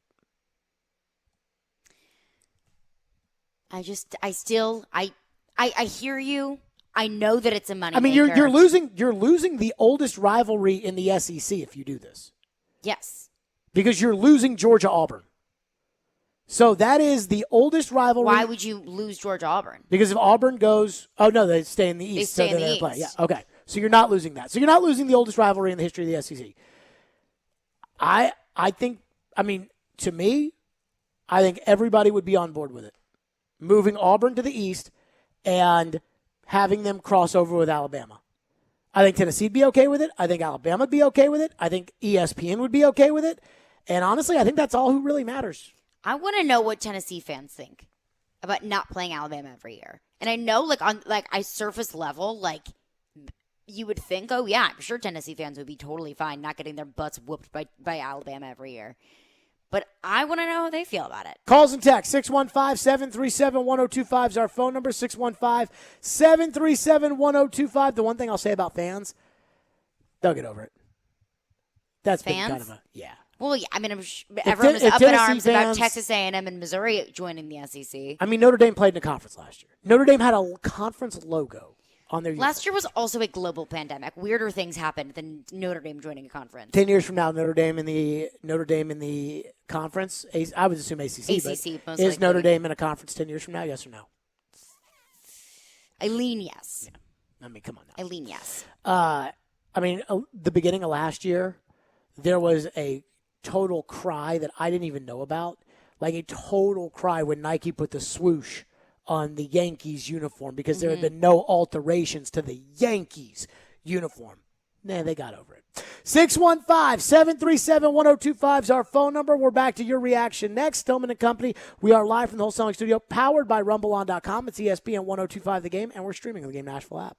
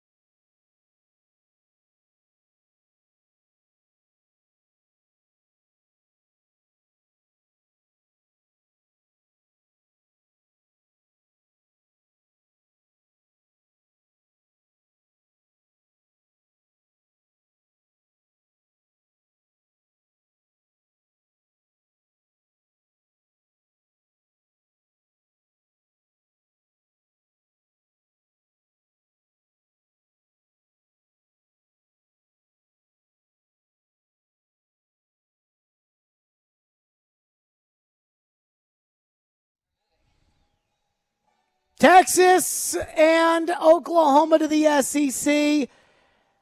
I'm not even sure how much I like the shock value of hearing those two teams there.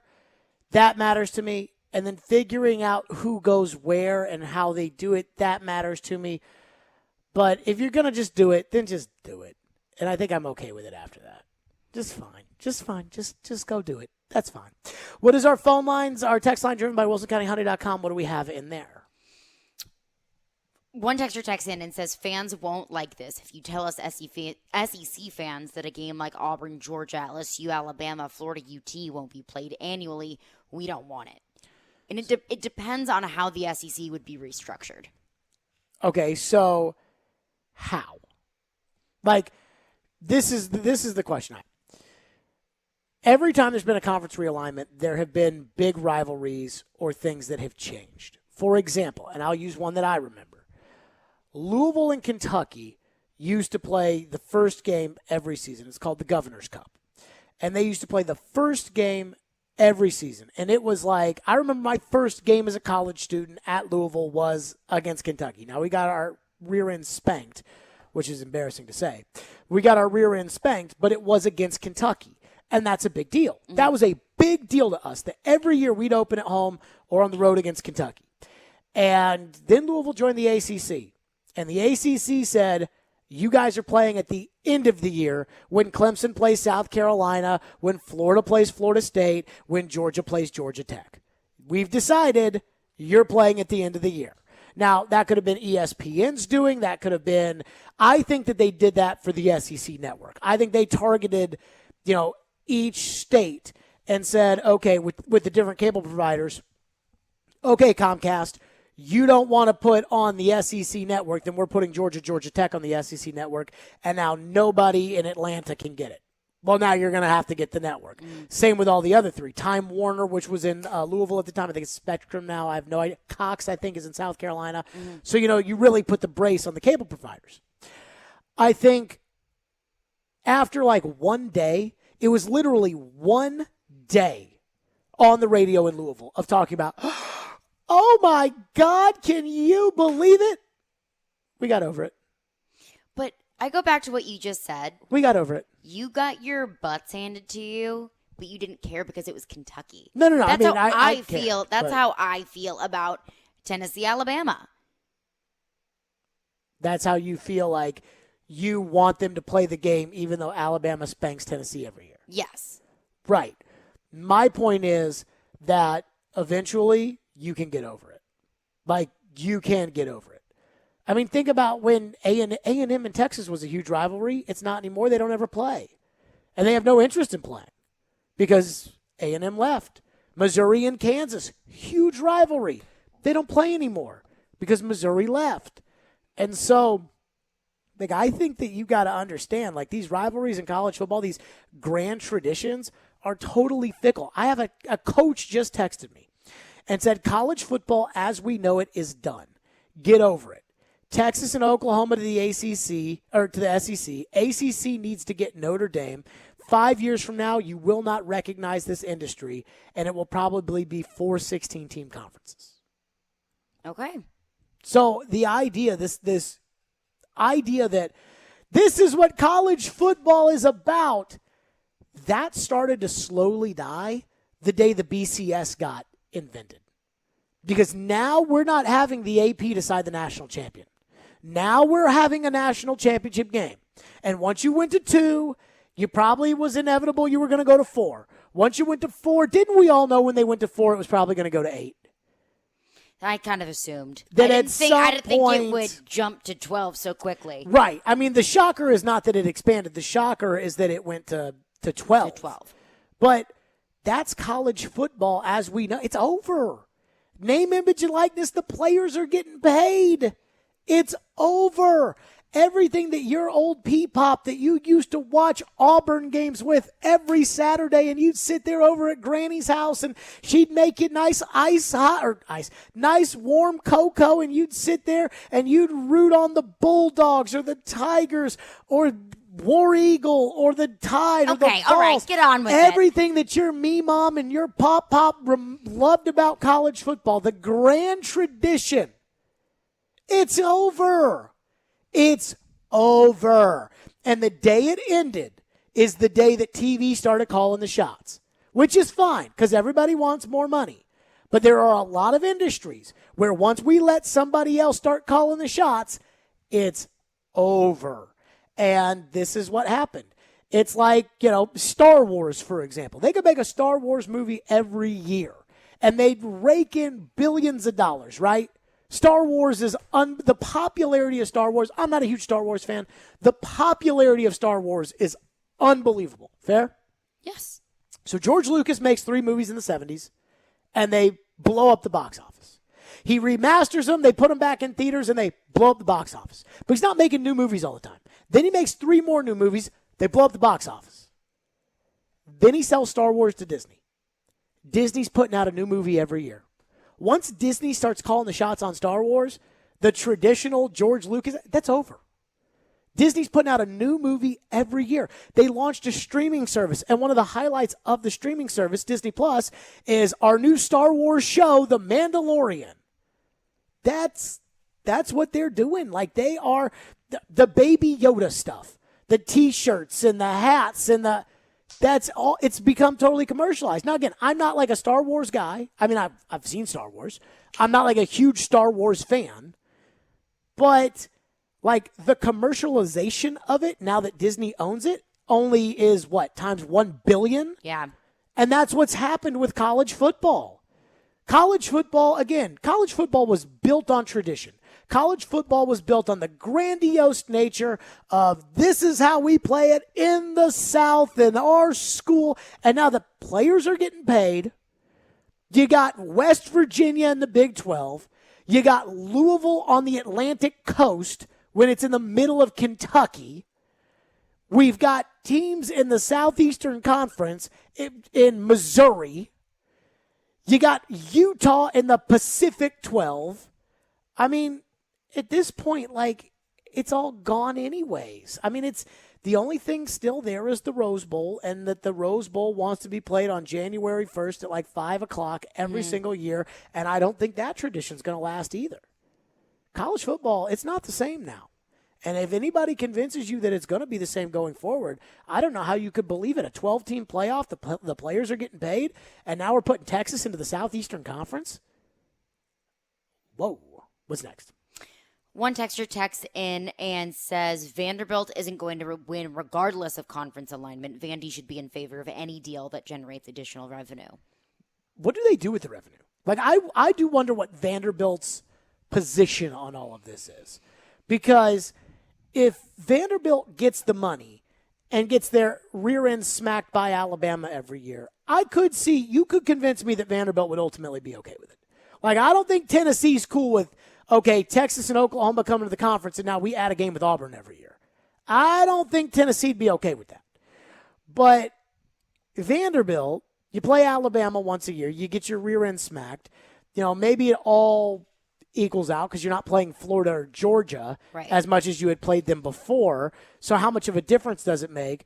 And then I think that leads me to question, like, how much does Vanderbilt care? On the surface, the SEC Network pod that said Alabama, Auburn, Tennessee, Vanderbilt. I know Tennessee's voting against that. I think Vandy's voting against that. We already know Missouri and A&M are against it. So then that's a non-starter. Get back to the drawing board, come up with something else. Maybe you can convince Vanderbilt that it's all fine and dandy. And if you convince them that it's fine and dandy, then you don't have a fourth team, and in goes Texas and Oklahoma. Yeah, I wouldn't see any, unless it was that same play of the in-state things, which is a gentleman's agreement. It is an unwritten agreement. So, I mean, nobody has really any loyalty to that. But I think the only thing, if Vanderbilt or Tennessee can be convinced to vote for this, the only thing that would keep Texas and Oklahoma out would be the in-state agreements, whether Texas A&M says no or whether Florida and South Carolina would vote towards Texas A&M's way, so Clemson and Florida State don't enter the conference. Okay, give me that gentleman's agreement, that unwritten rule. Give that to me again. Okay. Because the former A&M president. So the guy who was in charge of A&M when they entered the SEC. Now remember that in this case, most of these people aren't the same. So Nick Zeppos was at Vanderbilt. He's not there anymore. Gosh, why can't I remember the guy's name? He's been at Tennessee for forever. He was terrible for football. He's not there anymore. There have been a lot of changes at the president position all throughout the SEC. And obviously Mike Slive is no longer with us, the then commissioner. But what was that gentleman's agreement? So it says if Texas and Oklahoma join the SEC, it would break a long-standing gentleman's agreement between SEC schools that gives conference members absolute veto power over the addition of another school from their state. Arbo and Lofton said there's this understanding among the membership, at least it was 10 years ago when Texas A&M entered the SEC, that you do not admit a school from the same state as a member school unless that member school is okay with it. So you can, let's use Texas and Texas A&M for example. If Texas wants to join the SEC, this understanding that was made understanding in 2011 would allow Texas A&M absolute veto power to say no to Texas because that is an in-state school. So Florida could have absolute power to say no to UCF or Florida State. I think then you could put Florida on the list of teams that might be out on this. South Carolina as well. See, I think South Carolina is kind of hard because I don't think South Carolina would be worried about the Citadel joining, and I don't think that they would. I don't think they're worried about the ACC. Like I don't think they're worried about Clemson losing their spot in the ACC. So maybe South Carolina, if Clemson joins, it's not the end of the world.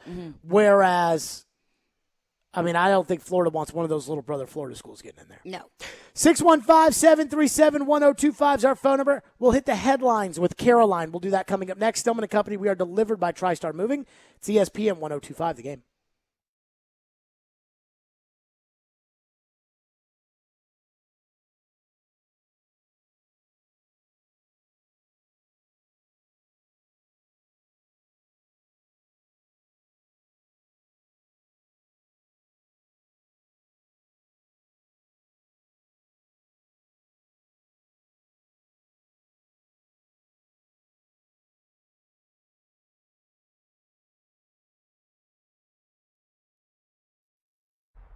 Gophers.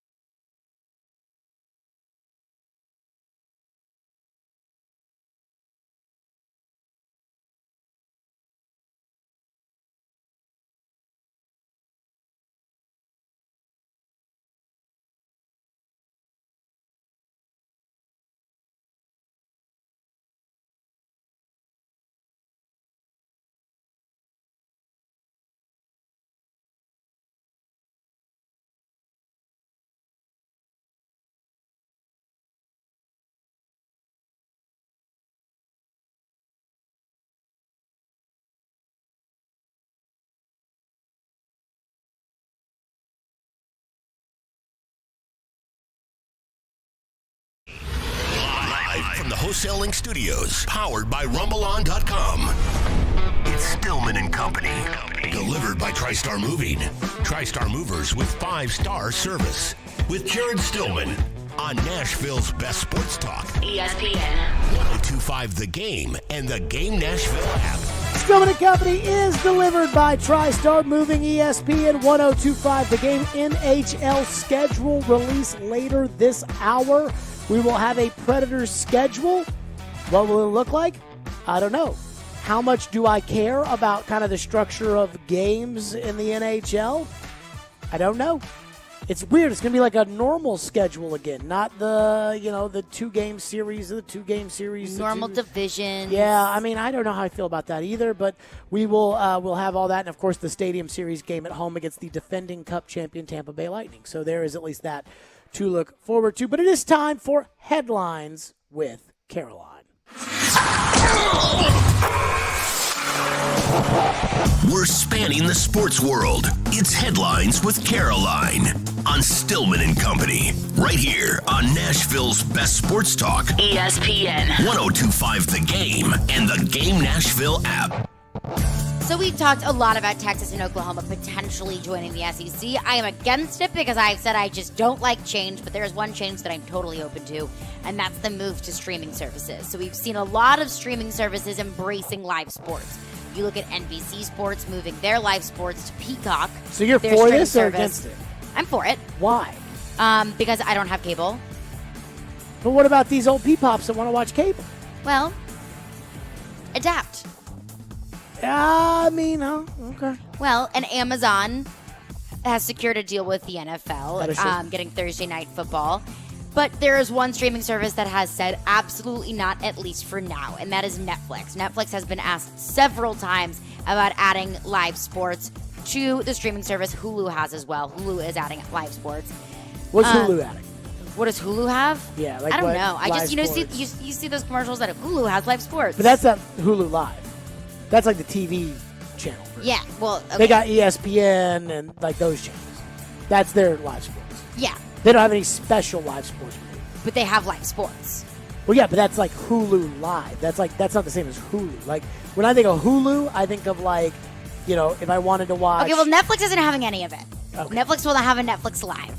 The co-CEO, Ted Sarandos, said our fundamental product is on-demand and ad-free, and sports tends to be live and packed with advertising. He said our investment right now to make live sports even worth our while would be about $10 billion, $10 billion with a B, and they just don't see that benefiting their product for the investment that it would be. Now, they have talked it back a little bit and said if that becomes the next wave, if we see that is going to benefit our streaming service, and that's an investment that we're willing to make. But for now, no to live sports on Netflix. Yeah, Netflix has hurt the industry and has made them more dependent upon live sports because you can't DVR live sports. Right. You can't, we will sit there. Nobody does. Everybody has that one friend that'll DVR a game. They're good, we'll watch commercials. And then they'll watch it, but literally that's one friend. It's not like... It's always like the weird friend, too. Right. So you can't DVR live sports, you can't DVR politics. Those are the things that... So live sports has become a big deal with this. Netflix is the reason why... Netflix and the DVR are the reason why broadcast TV just simply isn't as popular anymore. Because all they do is it's like, well, do you like this show on NBC? I mean... What are the new shows on CBS this fall? I have no idea, and I really don't care. Okay, when I was a kid, we knew what the shows were. Yeah. Like, those things are gone. So I don't think it's big for Netflix's business model. The question would be if people get so over-swamped with streaming. And this is where I think Hulu and Disney Plus would have the advantage because they have ESPN Plus. But if people become so just swamped with subscriptions... Netflix doesn't have like another angle it could pivot to. Peacock, to your point, has NBC Sports. I don't think Fox has like a streaming element of that. So CBS has Paramount. CBS has Paramount Plus. So they don't have, Netflix does not have an angle they could pivot to with this.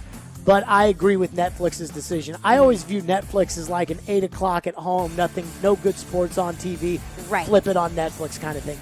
Just kind of blow in some time. But I think also the way that streaming services are going is you see with Hulu, ESPN Plus, and Disney Plus, they're sold as a bundle. Well, that's essentially cable.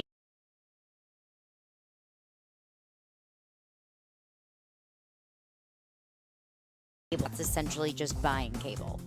It is, but because you can buy everything individually, it's also not. You get to pick and choose. So I understand that. But, the streaming services, I think like most Americans are getting streaming fatigue. I think I am getting streaming fatigue, subscription fatigue. It's like, I got 1,500. I don't even know what the password is. My sister's screwing up this on that one. And it's a lot. So the big thing for me, as far as live sports, this is how I could see Netflix get into the live sports game.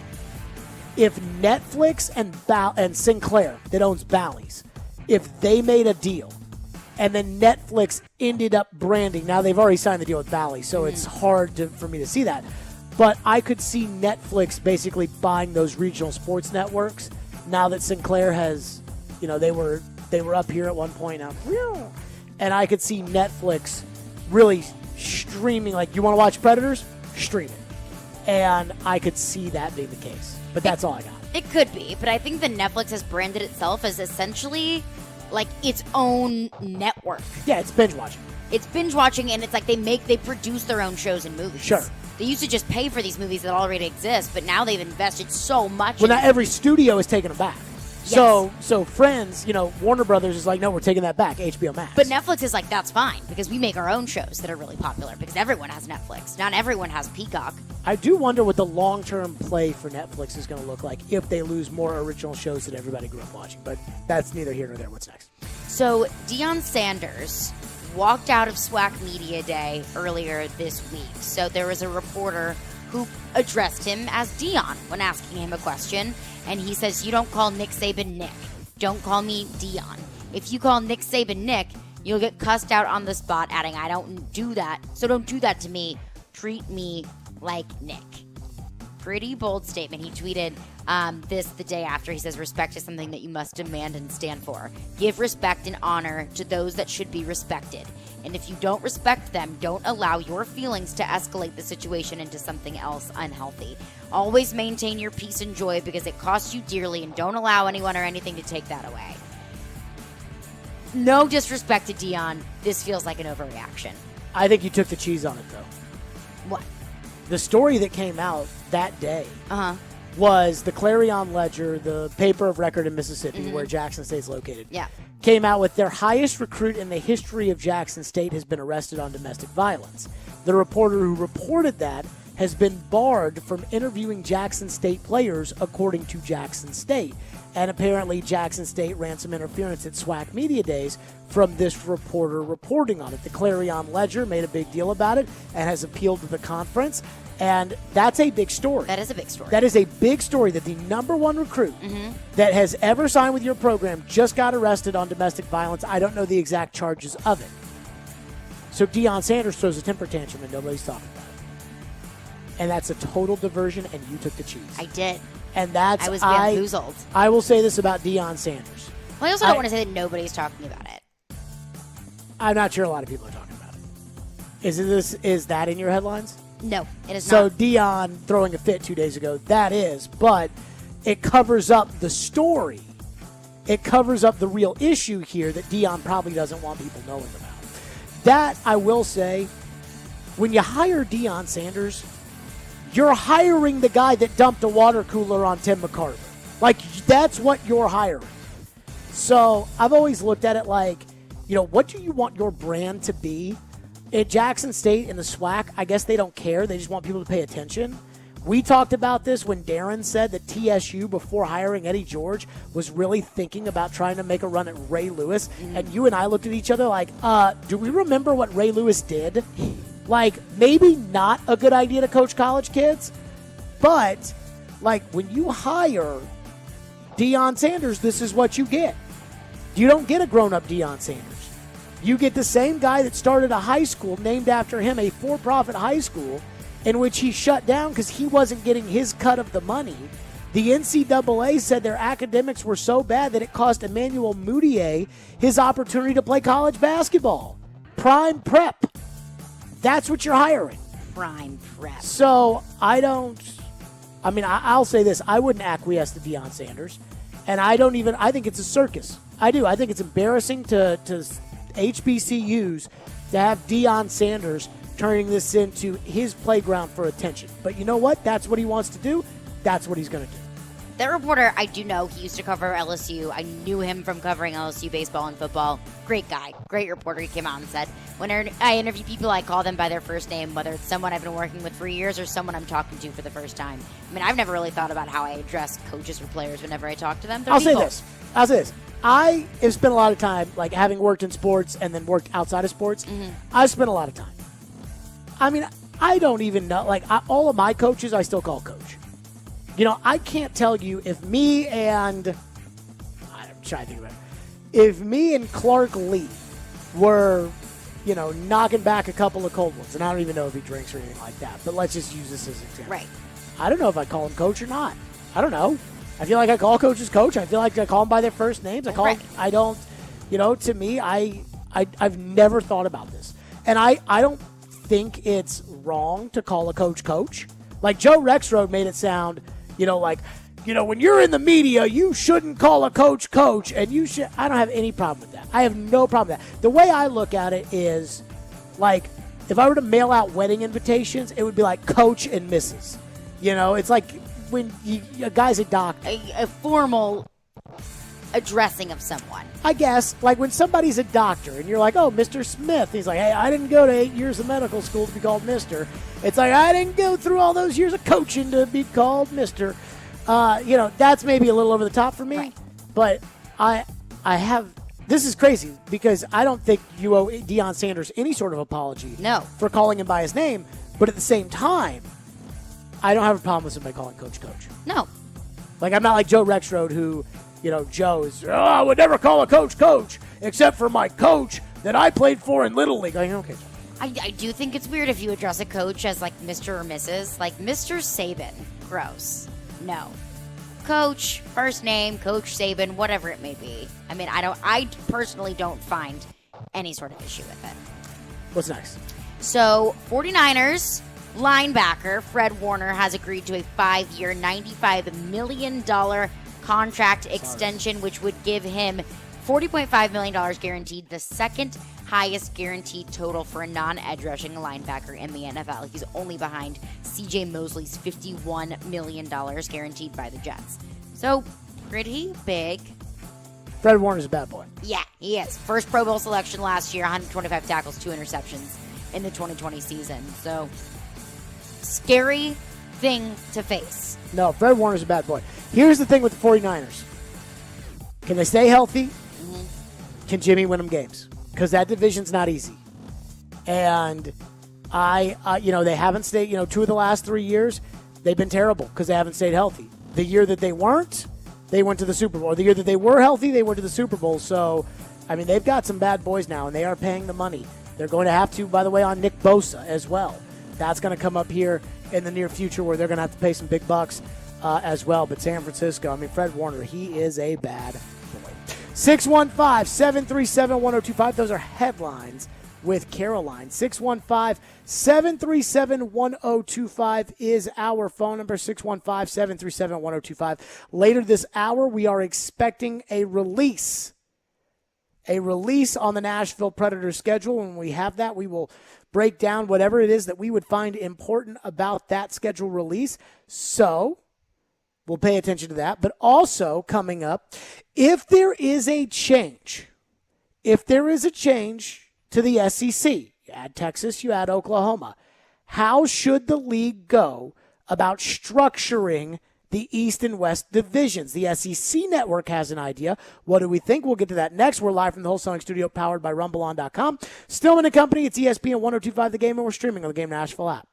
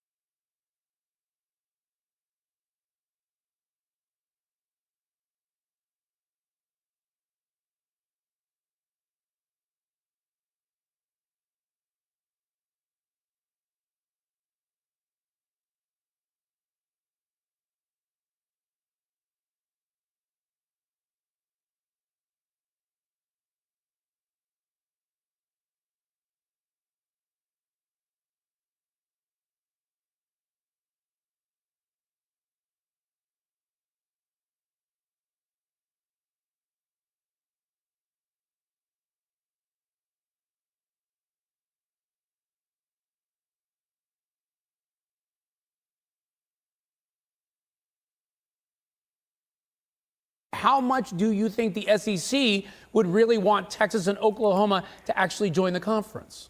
I think they would want them for a couple of reasons, and the first is the most obvious. They don't want them going anywhere else. I mean, the SEC became the biggest guy on the street because they went out and picked very well, and they have such a serious and passionate fan base.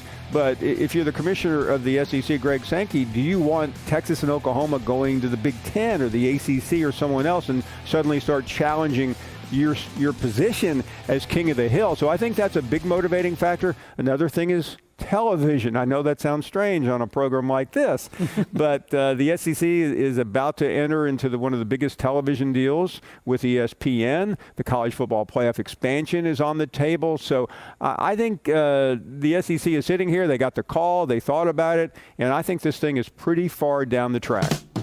Dude, I told you, if Paul Feinbaum says it, I believe it. And when it comes to the SEC and TV, and he says it's along the way with Texas and Oklahoma. And Caroline Fenton, we have some news on the Texas and Oklahoma front, if you would. We do. So the Big 12 is holding a conference call to discuss the news about Oklahoma and Texas potentially joining the SEC.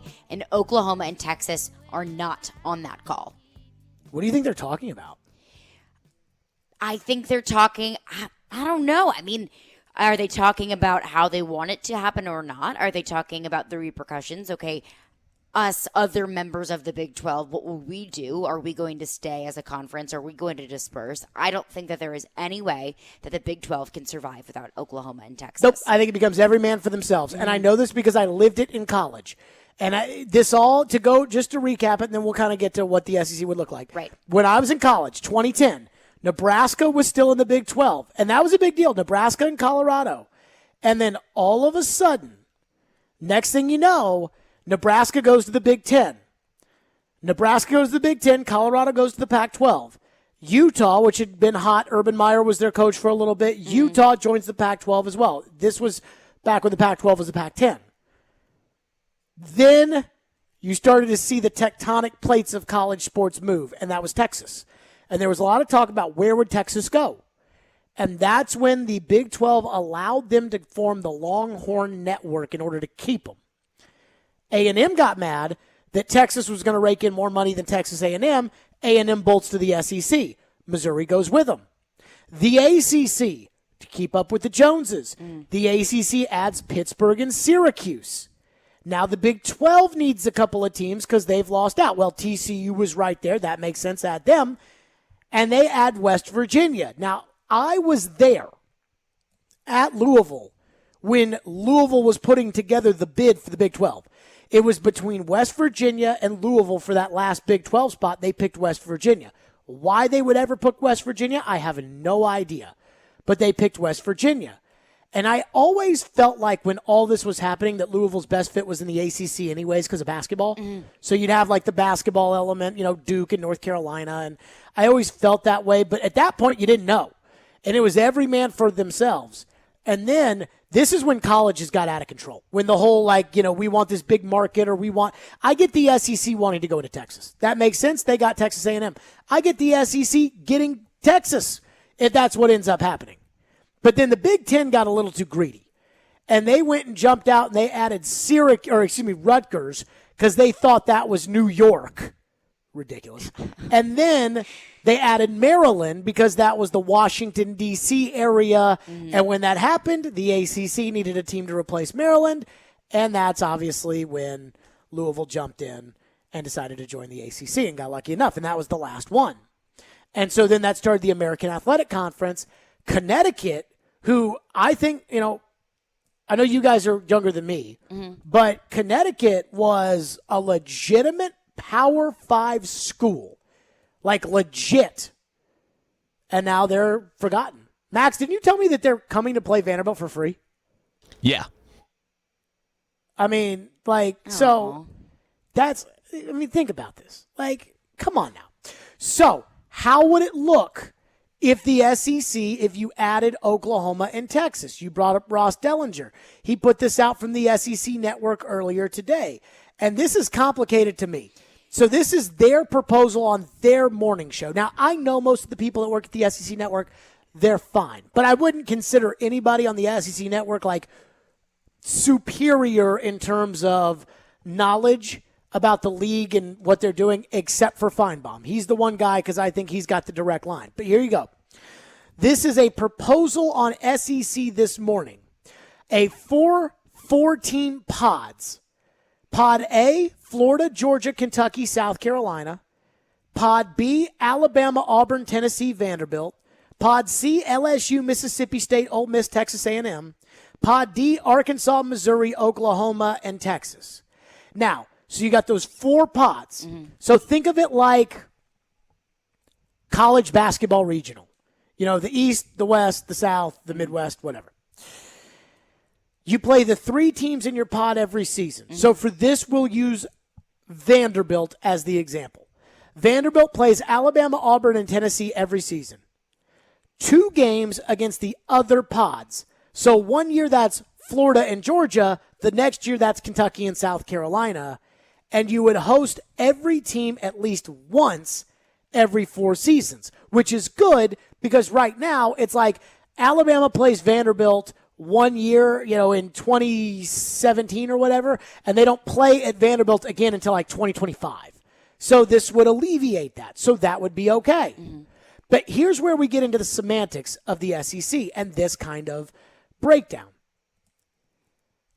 I don't think the league, these teams, are going to be okay with the idea of Arkansas getting to play Missouri, Oklahoma, and Texas every year, and Tennessee has to play Auburn and Alabama every year. I think when you get to this, are we going to vote for it? I think you're going to see the schools start to then worry about the possibility of what's good for your football program, what's bad for your football program, and saying, no. We'd like to get a pod, us, Vanderbilt, Arkansas, and Mississippi State, please. Well, and I think that already exists a little bit with the East and the West because there are a lot of teams that have to play Alabama and Auburn every year. Sure. But that's like, not to be, Mr. Tradition because I'm not, but that's like LSU wants to play Alabama. Or you're resigned to it because you're in the SEC East or the West. I mean, the truth is that there's balance on both sides with the fact that when you think of there's 7 legitimate powers in the SEC, 6.5 because Tennessee is the one that's kind of like, the question with Tennessee is, has their fall from grace been permanent or is it a reality? Mm-hmm. But there's 7 powers in the SEC right now. There's 3 in the East. There's 3 in the West. And that's where I guess there's 4 in the West, 3 in the East. But you try to break it down. Who are your 4 in the West? LSU. Alabama, Auburn, LSU, Texas A&M? Yes. Okay. So you have those 4, and then A&M's kind of a fringe too. Mm-hmm. And the hope would be, you think of the tradition of the SEC schools in general, Tennessee, Florida, Georgia. So that's what you want. Now, I do think it's tough to add both these schools in and put Oklahoma in the East. The easiest thing, you brought this up yesterday, the easiest thing to do would be to put Oklahoma in the East. But Oklahoma is not on the eastern part of the United States of America. Neither is Missouri. That's true, but it's like kind of like nobody really cares about Missouri, so you want to put them wherever you want to put them, you put them. But I mean, you're right. You're right. If you do that, you put Oklahoma in the East, you make their traditional rival every year Texas, and you add, so you get to keep the Red River rivalry, mm-hmm. Red River shootout. You get to keep the Red River rivalry, and you still get Oklahoma, Georgia, Oklahoma, Florida, Oklahoma, Tennessee every year. Mm-hmm. And then every few years, you'll get an Oklahoma, Ole Miss, Oklahoma, Mississippi State, Oklahoma, LSU. I don't hate that. I think to me, that sounds like the easiest solution. Would you go eliminate a non-con game and add a conference game if you do this?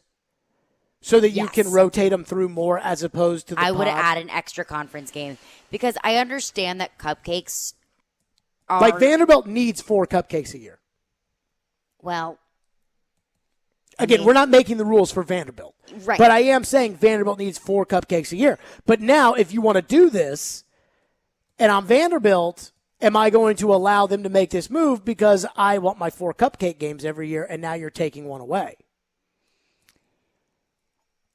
I mean, I don't think, with the way that this current proposal stands, I don't think that Vanderbilt would be in for it. Texter made a valid point that Vanderbilt, no matter how the conference is aligned, will have a tough time to have a winning season. I'll leave it at that.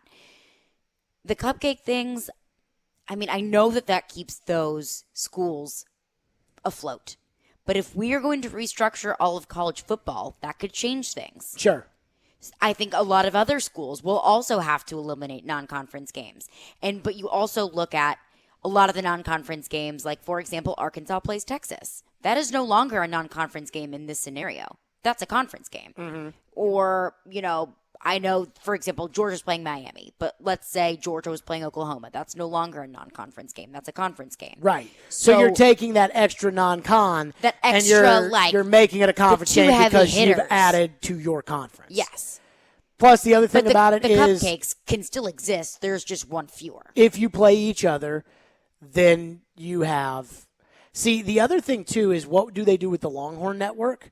I don't think the SEC is going to allow you to do the Longhorn Network unless you share all that money with the rest of the SEC. If they want to maintain the Longhorn Network, then I can guarantee you'll have at least 4 schools that say no. Well, here's the thing. Vanderbilt wants 1/16th share of that. So are you going to have the Longhorn Network and write a check to Vanderbilt for a 16th of what the Longhorn Network brings in for the subscribers to watch Texas softball? No.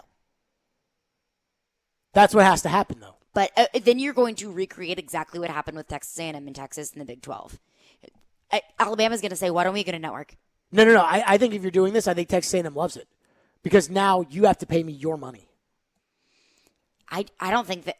Yeah, I hear you, but... That'd be like if you bought a house and I got to charge rent for one of the rooms. Don't do that. Well, I'm just saying, that's what it would be like. But you want to live in my neighborhood, I get to charge rent at your house. No. But that's what Texas would have to agree to in order to join the SEC. Then I think that from either side, either way you look at it, Texas isn't okay with sharing their profits. And on the other side, I don't think other SEC schools are okay with one single SEC school getting their own network. When you're looking at the Big 12, I don't think you really have a whole lot of bargaining power so there about their networks. Do you abolish the network? Or, see, I think there's a couple options here. I think you abolish the network and you just say, Texas, if you want to be in the SEC, you play ball in the SEC. I think the transition to ESPN Plus, which is where I think they want to put a lot of stuff anyways on the streaming side of stuff, I think that is kind of a, hey, what if we just put the Longhorn Network on ESPN Plus and anybody in the SEC footprint or anybody who has ESPN Plus gets access to Texas women's volleyball, and Texas still has to share the TV revenue with the rest of the conference. I don't think Texas would be okay with that. I mean, Notre Dame last year shared. Now, I know, again, last year was a pandemic. Yeah. But I think this is the outline. Notre Dame shared their NBC money with the rest of the ACC last year in order to play college football. So, I mean, if you really want to make this move, Texas, you can't keep Texas can. Maybe I'm wrong on this. I'm not saying this without the shadow of a doubt, but I'm just saying I don't think Texas can have their cake and eat it too and go to the SEC with this. No. You cannot continue to be who you were in the Big 12 if you want to be in the SEC.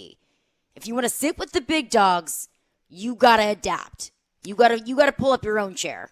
Let's take your phones. 615-737-1025. We'll get back to your phones. Plus, one thing Feinbaum said that I do wonder if the SEC is worried about.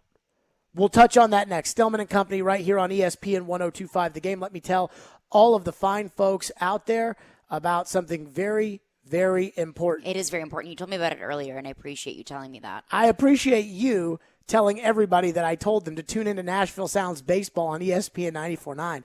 Tonight, the Sounds play the third game of a 6-game series against the Jacksonville Jumbo Shrimp, the AAA affiliate of the Miami Marlins. Pre-game show at 5:50, first pitch at 6:05. Sounds Baseball on ESPN 94.9, presented by 312 Pizza Kitchen and by Farm Bureau Health Plans. Stillman and Company, it's ESPN 1025 The Game.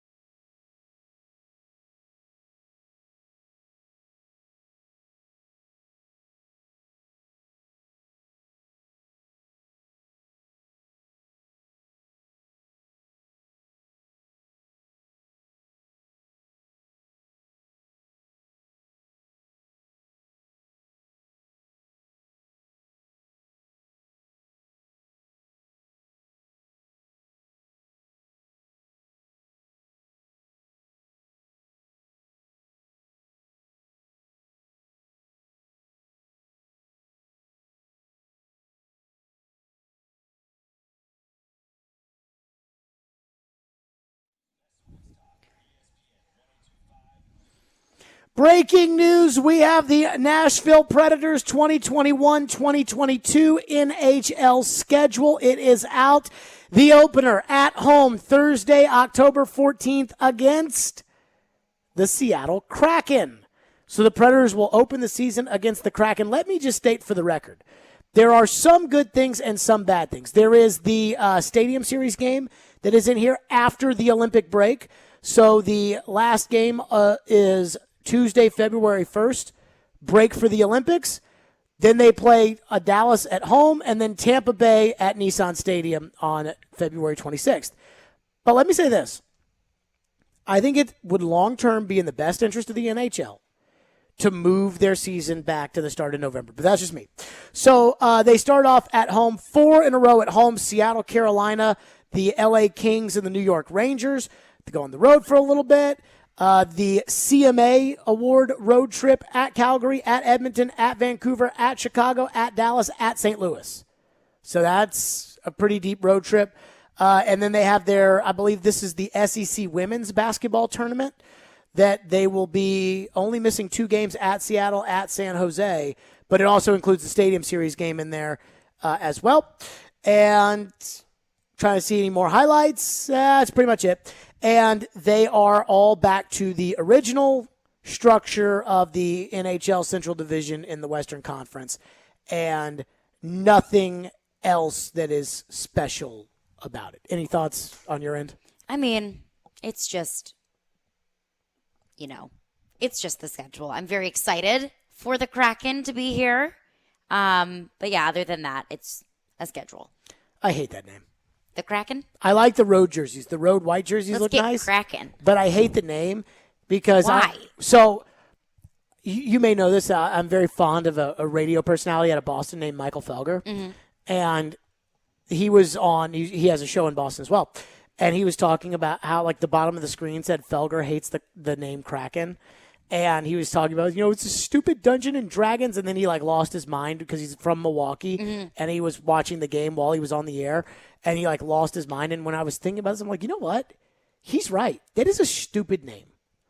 It is that stupid Dungeons and Dragons magic card Pokemon, BS. What's wrong with regular names? What is a regular name? The Warriors. Regular name. Okay, that's boring. Yawn. They already have one in Golden State. Next. Okay, but they have multiple Tigers. They have multiple Tigers in the SEC West. Don't you dare attack my mascot. I'm telling you. Cardinals. My high school team was also the Tigers. They have the Tigers in Detroit. Yeah. They have the Lions, too, in Detroit. They have all the cats in Detroit. Okay. So I think I like the funky names. I think Kraken is stupid. I think it is like an Arena League football name. You don't like fun. No, I like fun just fine. Well, Kraken is fun. No, it is not. Again, I go back to when he said it's at Dungeons and Dragons, I'm like, that's true. It's like that Magic the Gathering. That's what that is. It's like, okay, do you remember during peak pandemic, everyone was locked up in their homes and everyone was on TikTok and sea shanties became a thing? No and no. Okay, well, to the people who do, that's what the Kraken reminds me of. It's like old-timey sailors on wooden boats. I kind of like it. Floyd used to tell me in the NFL, there's only X amount of names that you're allowed to have, and that they just recycle the names. So, once you lose that name, there's another name. He's like, we weren't the first Titans. And I'm like, interesting. So the NFL, there's only 40 names you can have. There's not going to be There's not going to be an NFL team called the Kraken. There's not going to be the Minneapolis. The Pikachus is not going to be an NFL team. The Minneapolis Gorillas. No. Let's get to your thoughts on the SEC. Again, Texas, Oklahoma, 615-737-1025. Matthew is up next. Thank you for waiting patiently. Go ahead, Matthew. Hey, guys. Love the show. Thanks for having me on. First of all, I love the name Kraken. I'm with Don on this one. Hey, I have a hypothetical question I want y'all to answer, and I'll hang up and listen. I don't think Texas can have their cake and eat it, too, in the SEC. Longhorn Network don't like it. I propose Kansas instead of Texas to propose a little balance in basketball and football, Oklahoma football, fans Not for going to basketball. happen, Matthew. Thank you for your call. Not going to happen. First of all, almost no decisions within the Southeastern Conference are made because of basketball. I mean, I say this as a basketball. I used to be a basketball fan. Now I kind of hate college basketball, but I used to love it. Like I used to just live and die by it. But I watched Connecticut. Like, here's what I don't get. The Big Ten brought in Rutgers, right? And they thought they were getting New York by adding Rutgers. And I don't know how much the people of New York care about Rutgers. I don't think very much. I'm going to assume very little. Connecticut, meanwhile, had like a very storied tradition in basketball, and the Big East, the mecca of Big East basketball, was Madison Square Garden. And I wonder to this day why they picked Rutgers over Connecticut, because I feel like there are more people in New York who care about Connecticut, and if you really want Connecticut, not only that, there are some people in Boston who care about Connecticut, but like Connecticut was a legit school. They just sucked at football, because who in the state of Connecticut are you going to go get to play football? Nobody. And in all of this conference realignment, nobody once picked up the phone and thought, let's call UConn. And we were talking about that yesterday. We were picking our realignment from the Big 12. Sure. It looked like Texas Tech was going to be the UConn of the Big 12. Oh, no one wants Texas Tech. I mean, Baylor, TCU, I get Dallas. Texas Tech, I get Lubbock. You know, the Big It's not Ten, a sexy school. The Big Ten gets a Dallas team. Mhm. The Pac-12 gets a Dallas team. So they're gone. Kansas to the Big Ten. Kansas State to the Pac-12. Because Kansas State's a fine school. So Kansas State. The Little Apple. Iowa State goes somewhere. Probably the Big 12. I could or probably see them going to the Pac-12. Big 10. They probably go. Well, no, but Iowa State's already there. Or Iowa's already there. Okay. So you need more TV market. Texas A&M's already in the SEC. Right, but that's Texas. This is Iowa State. There's a difference. Not an Iowa State fan. No, it's like talking about the difference between Tennessee and Middle Tennessee State. I am aware of the difference in size of Texas and Iowa State. Okay, so that's not going to happen. So throw that one out. But again, we played around with this, and I mean, I would say this for Iowa State, Kansas State, Oklahoma State, all these Big 12 schools no one really cares about. Be careful, because I watched what happened to the Big East, and we tried. I mean, I was there every step of the way. We were the last school out in this new conference realignment. What started in 2010, and I believe ended in 2014, which is so crazy to think about your life. Like, time really does speed up when you get older, because the difference between 2010 and 2014 to me was like, that was my sophomore year of college when all this started, like junior year of college to, on the radio, established morning show host. And then, since then, I've just been here the whole time. And it just, so time does speed up. But, like, what started in 2010, ended in 2014 with us going to the ACC, we tried to save the Big East. And they tried by adding football schools. South Florida, everybody that's in the American Athletic Conference right now was trying to save the Big East. And it didn't work. And Connecticut left and went to the Big East, that is the new Big East, the basketball Big East. They went there because that's what they had to do in order to at least maintain their basketball tradition. So what you don't want to be is you don't want to be that school that gets left out. Now, to the college point, where nobody's making decisions based upon basketball, or else Connecticut, who's kind of close to New York, kind of close to Boston, Connecticut would have been in somewhere. And I'm stunned that Rutgers got the Big Ten call of Connecticut. Yeah, I mean, I bet it was like a vote. I bet it was like a 9-person vote, and it was 5 versus 4 or something. Yeah, UConn really did get the short end of the stick there. Like, what's so special about Rutgers? Have you been to Rutgers before? No. Okay, I have. I've been to UConn before. So I've been to both. Okay. UConn does kind of stink because it's in the middle of nowhere. It is in the middle of nowhere. Rutgers definitely stinks. Rutgers stinks. And I think that UConn is a more recognizable brand than Rutgers. Yes. If you polled, let's say, 100 people on the street, how many people do you think would know that Rutgers is the flagship university of New Jersey? Who's the other school in New Jersey? New Jersey Institute of Technology? And NJIT? That's them. What? That's them. What? The New Jersey Institute of Technology. Rutgers? No, that's them. Who's them? Who's NJIT. Who are they? That's a school. Is it? Yes. Okay. I mean, you tell like me. Their claim to fame is they went like 0-25 one time in like college basketball or something crazy like that. They have athletics? Yeah. They were in the NCAA baseball tournament. Why do they this year. matter? NJIT. I'm just saying, who else is in New Jersey other than Rutgers? Seton Hall. Who cares? Seton Hall. South Orange, New Jersey. You ever been there? Haven't. Sucks. I've only gone through a train in New Jersey. I've never stopped.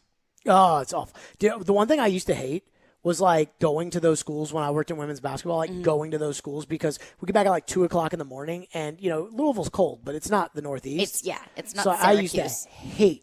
I used to Syracuse, anything north of Pittsburgh, and even Pittsburgh I didn't like during the winter.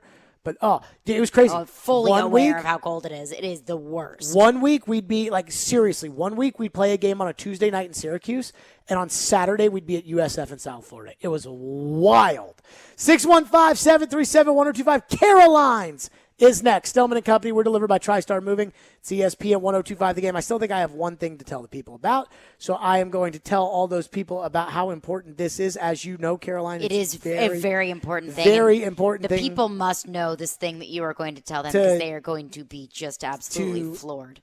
Tomorrow is your next chance to participate in the Nashville SC Pick to Click, brought to you by Camarena Tequila. If you call into Robbie and Rex Road and correctly predict an NSC goal scorer on Saturday versus Cincinnati, you win a prize pack and a 4-pack of tickets to an upcoming Nashville SC home game. Call in tomorrow at 9:45. Stillman and Company, it's ESPN 1025 The Game.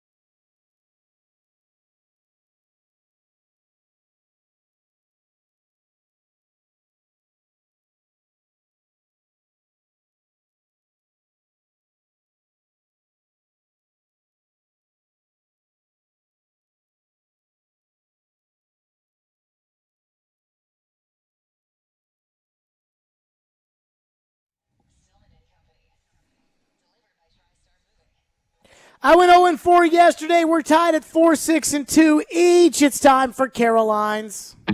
Get in on the action. Put the money on the mahogany. What's on tap on the sports books? It's time to break it all down with Caroline's. Here on Stillman and Company. On ESPN. 102.5 The Game and the Game Nashville app.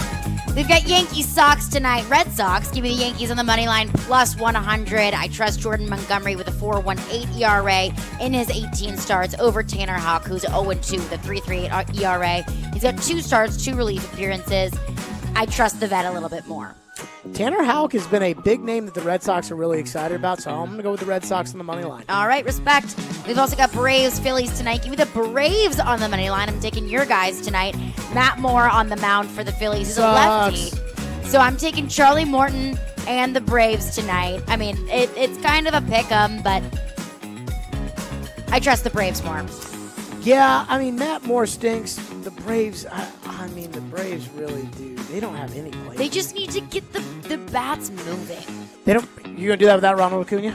Yes. I think Matt Moore's not that great. Okay, yeah, I'm going to take the Braves in the money line, too. By the way, I have no idea how we picked, since the Braves-Padres game we were going to bet was suspended, but since we both took it, I'm going to say that's a push.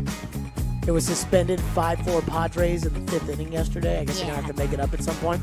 So, anywho, I put that as a push, but I'll go with the Braves, too. We also have a little bit of soccer tonight. Give me Atlanta United on the money line plus 110 against Columbus tonight. By the way, thanks, Max, yesterday for getting me on that soccer bet. Yeah, Max was really, really into Nashville SC yesterday. Is that why you're going to the well on picking Atlanta, because you picked against Columbus, or you picked a draw yesterday? And no, it's because I toured the Atlanta United locker rooms one time, and they were really cool. So. But Columbus played Nashville last night, right? Did they? Who did I pick last night? Columbus? Yeah. Oh, well then. You picked a draw last night. Even better. I picked Columbus. So I have to take Atlanta because, back-to-back in soccer, play 90 minutes and then you're playing 90 minutes again? Yeah. That's too much for me. No, hard pass. We're going to take a little baseball. I am going to go with the Miami Marlins on the money line. Adrian Bender going up against Blake Snell. Blake Snell has not pitched very well this year. He might be hurt that game in Miami. Give me the Marlins on the money line. Give me the Padres on the money line. Just to be different, and also they're favored in this game, so do a little bit of push there. Hey, Blake Snell, I think he's pitching with an injury. So I appreciate the grit and the toughness. That he's pitching with an injury? Yeah, that's a big baseball guy there. I'm just saying. That's going to do it for us. We are out of here today. We have a loaded Fireball Hot Take Friday tomorrow starting at 2. Slapshot Radio, they'll have the Preds schedule has been released. David Poyle talked today, which was interesting. David Poyle talked today. They'll have a breakdown of that. That's all coming up next. We are out of here. We'll see you tomorrow at 2.